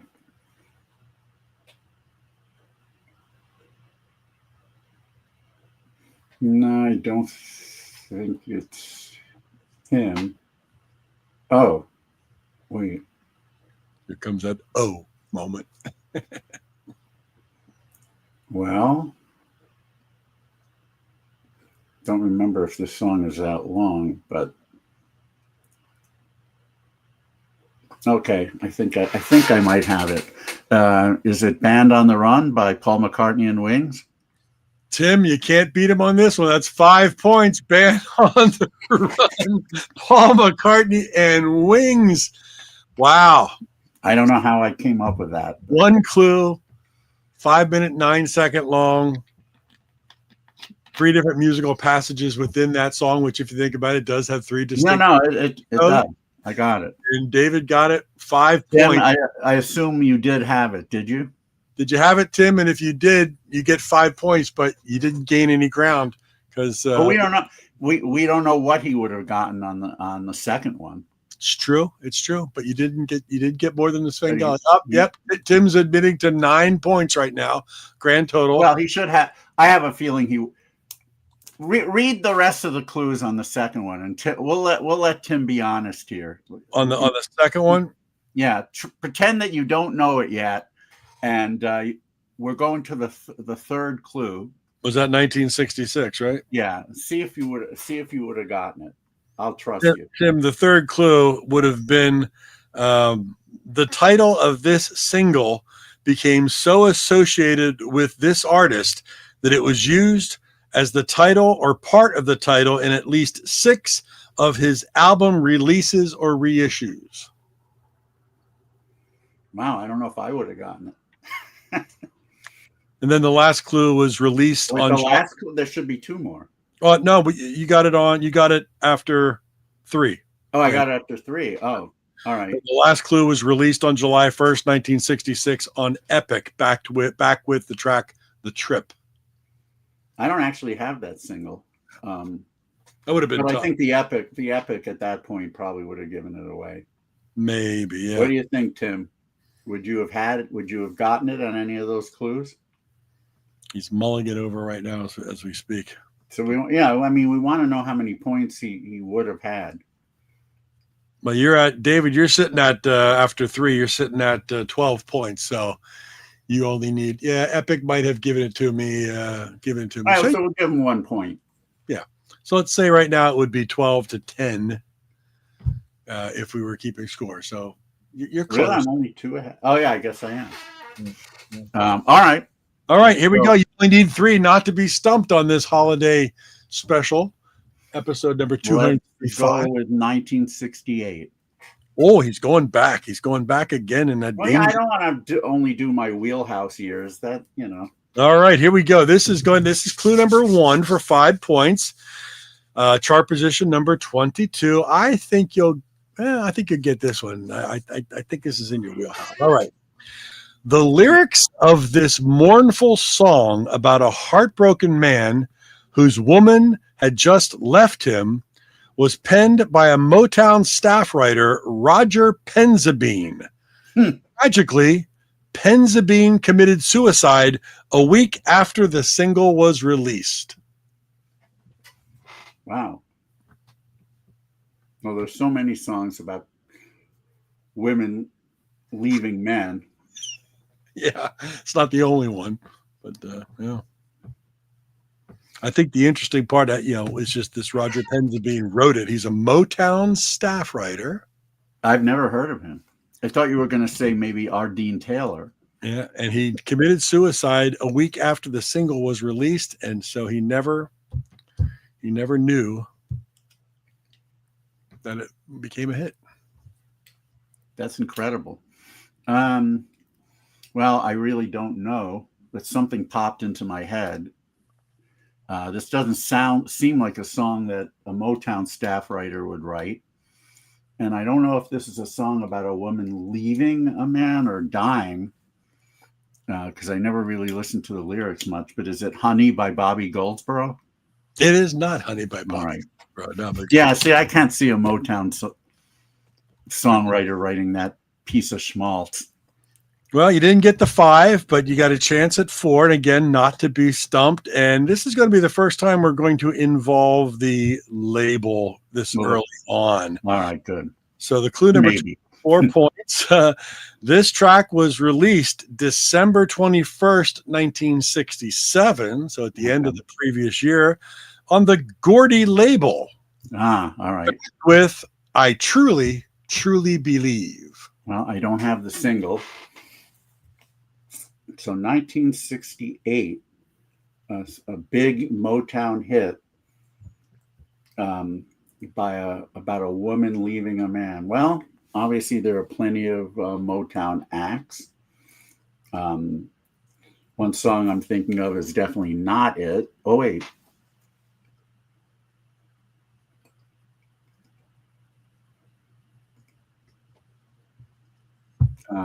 Well, it could be, I suppose.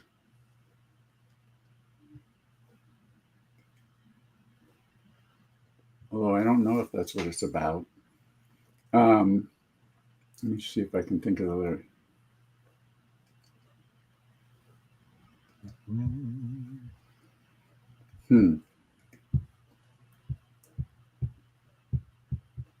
All right, well, I have something in mind.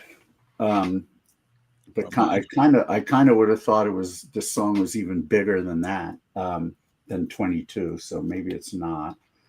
Let's think of some other acts from the 60s.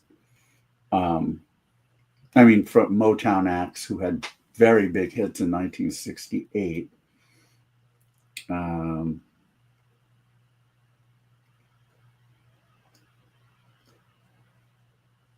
I would think this is one of your favorite Motown acts. Oh, based on well, I mean, okay. Based of conversations over all the 235 episodes every once in a while, I would think. Wow. Well, I think it's just so I don't. Well, if it's the act that I'm thinking of, which I have a feeling it's not, they're not one of my favorite Motown acts, although they are really good. But which songs are?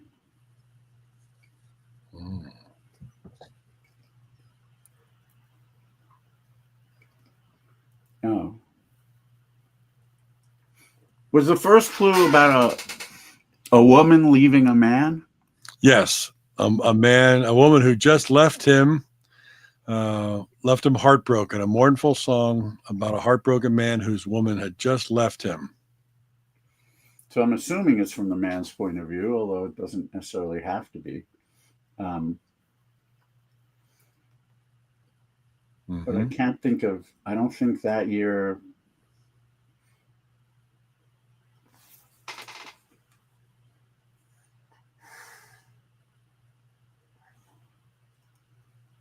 Well,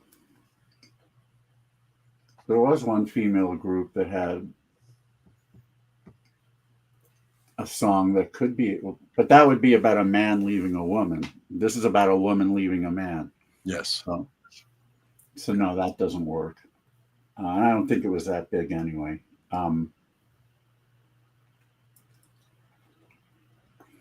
Who's left? Who am I thinking of?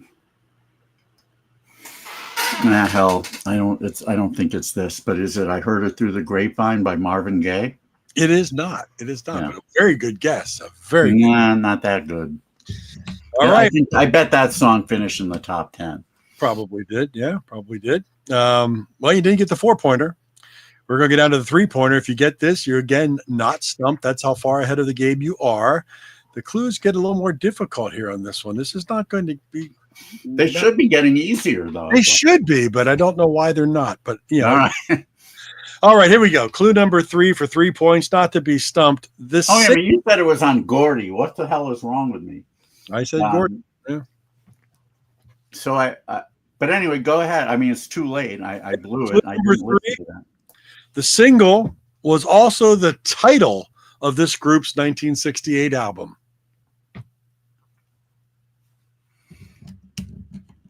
Well, The single was there's really only one big group on Gordy, I believe. But what the hell was their big hit in 1968? Again, I'm kind of blowing it.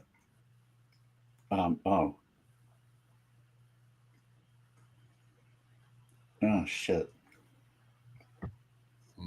3 points. See, this is ridiculous. Tim doesn't have it yet either. It's a tough one. No, Tim. this is me blank, like with the stylistics. The one song I couldn't think of, "Break Up to Make Up," that one year. This is obviously a song I know well. I'm just. I love this track. It is a great song. Yeah. Again, I think there's only one. But what the fuck? Why am I not getting this? Like that first clue about a mournful song about heartbroken man. If you've ever had real heartbreak, this song will take you there. I'm sure it will. I'm just and you're giving me it's title of their 1968 album. Unless it's a different group, but there's only one big act, I think, that was on Gordy. I mean, the rest of them were on different, either on Motown itself or on subsidiaries. But why am I?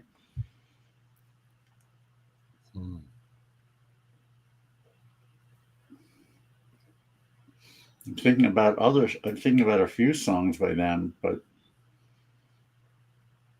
none of them are right. Yeah. And then there's another song that might have been on Gordy, but it was earlier. I think it was earlier.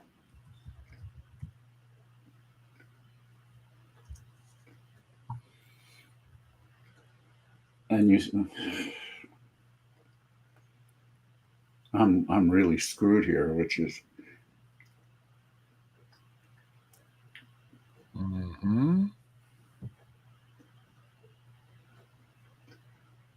I don't think this is from 68, though.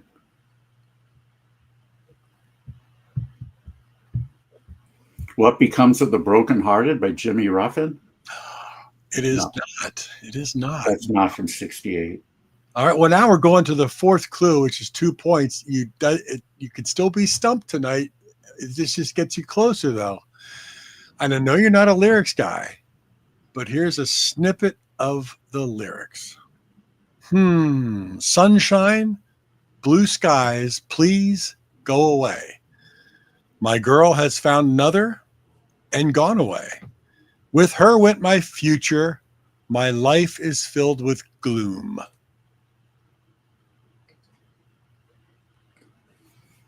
I'm probably stuck.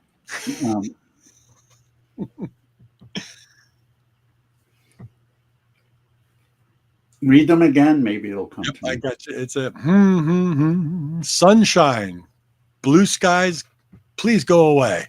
My girl has found another and gone away. With her went my future. My life is filled with gloom.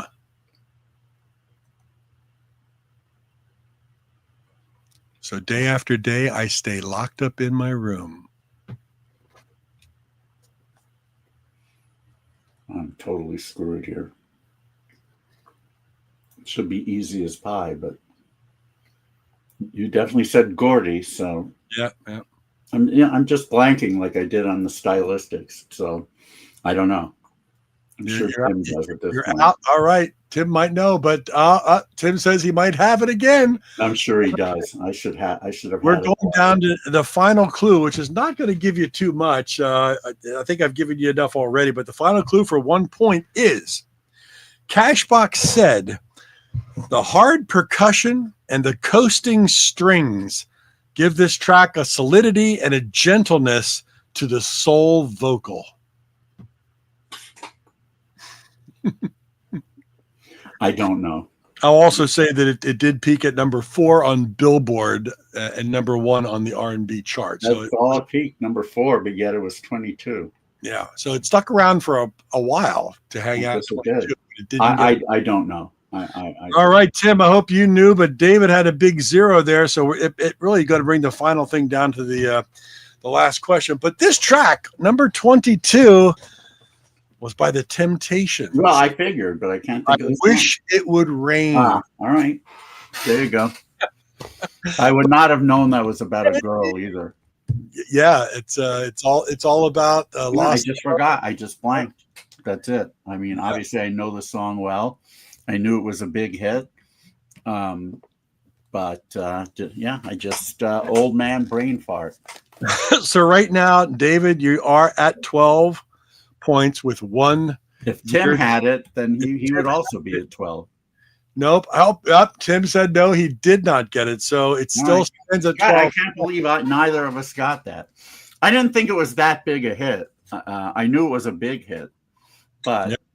I knew the band. I just forgot the song. You know, I mean, I was thinking of all the songs of theirs that I know, and it was all the ones before it and after it, but not This it. just makes the tension all more exciting and palpable as we go down to the final year where you need 3 points to not be stumped. So what year are you going to go with? Let's go with 1972. 72. That's the ultimate. Well, 70 is the ultimate wheelhouse, I guess, for you. But 70. I was going to go 71, but I thought better of it. Oh. So All right. Whew. I don't know why. Okay. I think I think you'll get this within the 3 to get your 3 points. Sure hope so. You might not get it right off the crack. If you do, it'll be pretty cool. Here we go. Chart position number 22. David needs 3 points not to be stumped. Clue number 1 for 5 points. This instrumental Okay. at number 2 on Billboard, despite being released as the B-side of the single. The A-side only peaked at number 72. All right. Well, I got to think of an instrumental from 72. Yep. And I can think of one in particular that was a big hit. I don't remember if it was originally a B-side, but let's see what else was a big instrumental in 72. All right, there's another one, but I don't think it was big enough to be number 22. I'm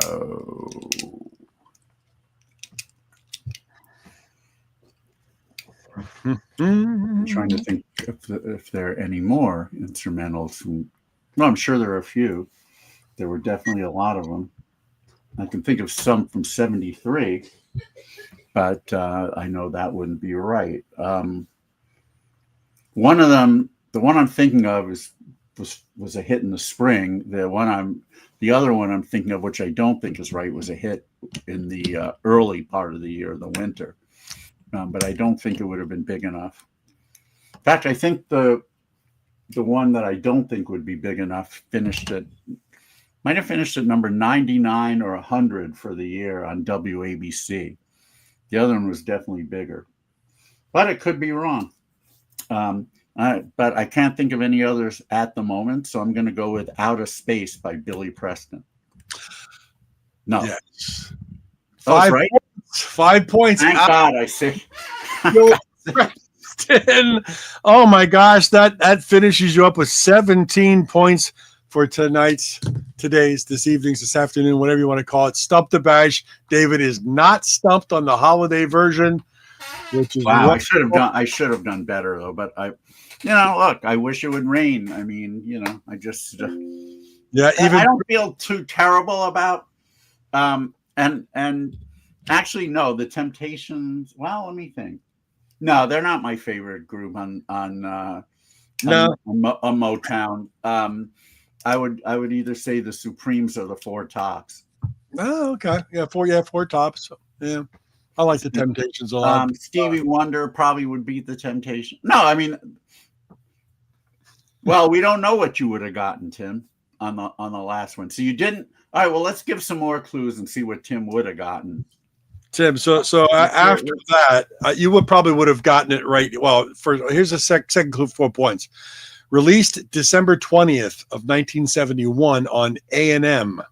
Oh, well, yeah, that would have. If I didn't get it the first time, I think I would have gotten it then. But Back anyway, with the track, I Wrote a Simple Song. But then the third clue would have definitely put you over the top. Third clue was George Harrison played guitar on the track. Yeah, no, that probably would have helped. And then by that time, if you didn't know it, the fourth clue was a version with vocals entitled All Spaced Out was performed on the Midnight Special, August 31st, 1973. Actually, I'd love to hear that. It was performed by Billy Preston? Yep. Wow, that I would like to hear. And the song was created by the artist improvising and calling out the chord changes to the backing band. So I think the George Harrison thing would have given most people the clue there. What do you think, Tim? Would you have gotten it on the next clue with the A&M, or would you have gotten it on the George Harrison? Yeah, so Tim probably got it at least on. He probably would have had 13. Oh, there you go. He knew the B side, so he would have had 4. He would have 14. 14. He came very close.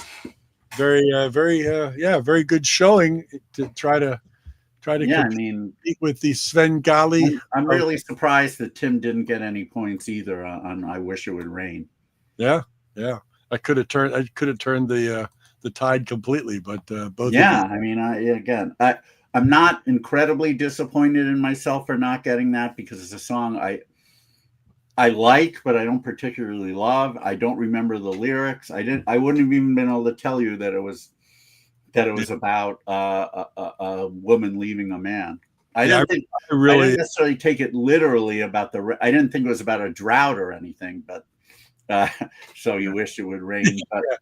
But I think it's just one of those songs. I should have gotten it anyway, though. Just my knowledge of the chart should have given it to me, but I spaced. I spaced. It was a fun Stump the Bash. So you were not stumped.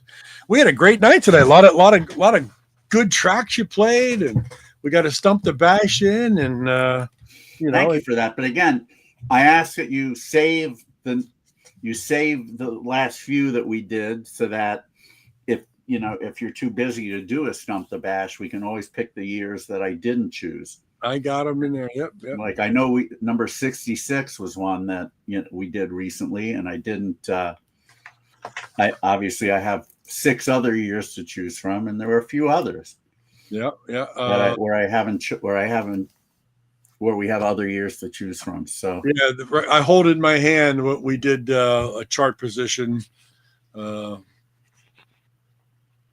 I don't want to tell you the number, because then people could look it up. So I have another one here, but yeah, we got a few of them laying around there. We can always do. Yes, but the problem is, well, although it's a good problem to have, we're not going to be able to do a Stump the Bash until February, because we've got lots of guests. Yes, we do. We got a lot going on. Yeah, we got a lot going on. Right, not long after Christmas, on December 28th. Who do we have? And I just, we like, from time to time, we do like to test the connection a week or two before we have an artist on to make sure it's going to work out. And tonight, right before the show, I tested with this artist's daughter, who set up her laptop, and she'll have that all ready to go next week when her dad will be our guest. And her dad truly was the band Gallery. He was the writer, the singer. If you are like David and I, and your wheelhouse is 70, 74 when you're growing up, 1972, their biggest hit could have been number 22 for the year. It wasn't, but it certainly, I'm sure it was close. But it's so nice to be with you. If you think of 70s music, that one is like classic 70s. And the artist is Jim Gold. He's the singer-songwriter of the band Gallery. Tracks like It's Nice to Be With You, You're Always on My Mind, Big City Miss Ruth Ann. Yeah. Cover of I Believe in Music was pretty darn big. Wasn't that written by Mac Davis? That was Mac Davis song. Yes, it was. Which I think he did. I think he did his own version. Which he did his own version, but a minor hit. But not as big as top 30. I think Gallery is a cover of it. But Jim's in his 80s, but he still goes out and performs. And right now, he is writing all the music for his daughter's debut album. Wow. They're in the studio recording. So hopefully she doesn't do It's Nice to Be With You 2026. 2026. Do you remember Chicago's 25 or 624 in 1986? Yeah, it was god awful. Awful. Like what the fuck are you guys thinking? I mean, really, were you that bereft of ideas that you had not only had to do a remake of your own song, but a really bad one to boot? Somebody sat around and said, "Hey, I got an idea," and they all went, "Yeah," and it sucked. Yeah, boy, did it! Oh my God, that's one of the worst covers of your own songs that. Yeah. So next Sunday night, 8 p.m. live, Jim Gold of Gallery. I'm really looking forward to that. Yeah, very cool. All right, so on first guest of the new year, we know him best because of his sons, who front a band called the Lemon Twigs, who are probably the consensus favorite of young power pop bands. They've certainly made a lot of headway, but the dad was and is a great singer-songwriter in his own right. I got to know him in 1990 when his band The Rock Club had an album out. He sent it to me. I really liked it. I spoke with him on the phone. We got in touch several years later. When I found out that he still performed, I asked him to play IPO New York, and he did. And part of his backing band were, in fact, Brian and Michael D'Addario, who would eventually form Lemon Twigs. But yes, there is a brand new album called Written by Ronnie D'Addario. It's produced by his kids, the Lemon Twigs.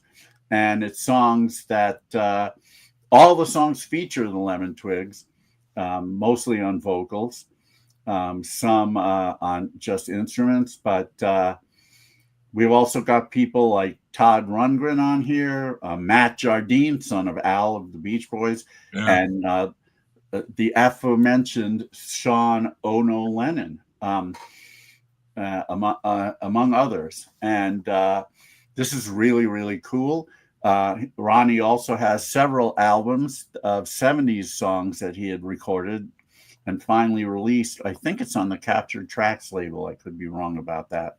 But anyway, he's got lots of music out, but we're going to talk mainly about this album, play some tracks from it. Obviously talk a bit about his kids, but we really want to concentrate on him because what's the reverse of the apple didn't fall far from the tree? The apple rose back up to the tree, and this is the tree. Ronnie D'Addario will be our guest on January 4th on Material Issues. That's a good question, though. What is the opposite of the apple didn't fall far from the tree? The apple rose up. The seed grew into, I don't know.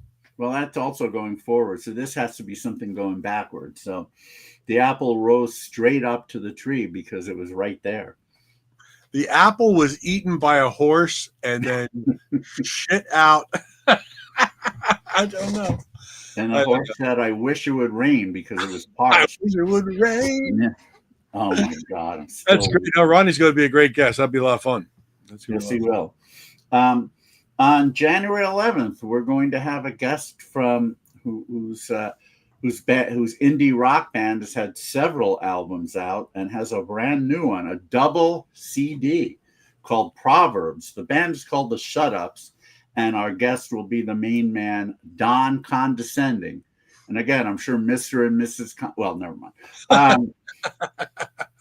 The Shut Ups are one of the coolest bands we've ever had at IPO. They're from Atlanta, but was it before we? No, it wasn't before we did IPO in Atlanta. I think it was in between the two times we did IPO in Atlanta. They came up to Chicago and they wowed everyone. They were just so animated and their songs were so much fun. And again, really cheeky lyrics and cool chord changes. And this album is definitely still in that vein. It's a lot of fun.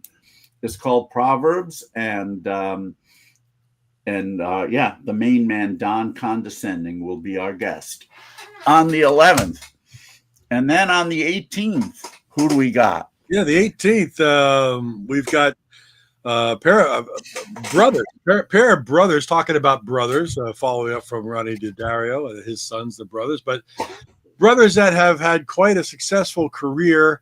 First with their band Quincy, and then they followed up with the band Smash Palace. We've got the Butler brothers, Steve and Brian Butler, are going to be on the show. They're going to be talking about an album just released in October called 87. David's got it right there. Yes. It's sort of re-recordings and demos and stuff that they did back in the 80s out on this new CD and vinyl. There's vinyl available as well. Oh, yeah, it's true. On our good friend Roger Who Dies label, Think Like a Key, who just released several really good reissues. By the way, I suggested to Roger to go after a few albums that have never been released on CD, and I'm really hoping that he agrees with me about how good they are. A couple. One in particular is Phyllis McLeod, Le Partie du Cocktail, one of my favorite albums from 1979. Oh, wow. On Polydor, never reissued on CD. Another one came out in 1980 by the band Sailor, who was a huge band in the UK, had a bunch of big hits. But this was a new lineup of the band. Well, they had a few members were retained, but a bunch of new ones and a particularly new sound. The album's called Dress for Drowning, and I think it's just wonderful. Almost like a review, almost like a Broadway review, but with pop songs. And if you've never heard Dress for Drowning by Sailor, you need to seek it out. But it was on Columbia, or a Columbia subsidiary. Was it Caribou, maybe? I'm trying to remember right now. But it never did get a CD release. I figured someone in Japan might jump on that, like Sony Japan, but they didn't. And maybe Roger can make it happen. So, Roger, if you're listening, especially, I had a few more albums on the list, but those two in particular are among my two favorite albums that have never been reissued on CD. Sure, they haven't been reissued on vinyl either. But so hey, if you want to go all out on those, that's fine. But CD would be very welcome on both of those. But anyway, yes. So the Butler brothers will be our guests, Stephen and Brian. Yep. Talking about their career and their brand new album 87. And then on the 25th of January, I will be playing one track from each of my top 25 albums of 19. I don't know if I'll play the whole track, or we're going to be here forever. Yeah, we break our record of 2.5 hours, which we're getting close to tonight. I think the last pre-record of the Nick Hayward that went on. Well, I think we've done more than 2.5 hours, but not with a guest necessarily. With just Nick Hayward talking, playing music was something else. Yeah, I think Nick Hayward broke the record for guest interviews. Yeah. But anyway, that's what we've got so far. Definitely a few irons in the fire for February, and hopefully they come to fruition. Yep. And if we have an open date, we'll play some more music. And as we said, I run this banner, materialissues.com. That's where you got to go and just subscribe. You hit the button. It doesn't cost you anything. And, David sends out an email or text or whatever it may be on Friday before the Sunday show. It tells you who's coming up. So it's very cool. And this is 235 episodes now we're finishing up. They're all on archives at materialissues.com. So if you missed one, what was episode? This was 235. This is 235. Yeah. If you missed any of the previous 234 episodes, or if you haven't seen any of them, go to materialissues.com. I mean, I'm sure you're going to dig a lot of it if you're a music fan. No doubt about it. Thank you, well, everyone. Hanging out. Thank you, Tim. Good job on Stump the Bash. We'll see you and hopefully a bunch of other people next week, as we have a gentleman from a classic 70s band called Gallery, Mr. Jim Gold. This will be great, talking about, again, the old days, how the record industry was, how bands got signed, what they went through. Weren't they on Sussex Records? You know what? It sounds familiar. I think they were on Sussex. Let me just. Wasn't that the label Bill Withers was on also, or am I just getting confused? Oh, no, I'm not seeing it. Hold on. When I do band Sussex label, I get an art gallery Ha! in I Sussex, could- England. What? Yeah, no, gallery was on A&M and Sussex. Yes. Oh, so they were. Yeah, Nice to Be With You was a hit on Sussex. Yeah, yeah. Let me see what Bill Withers was on.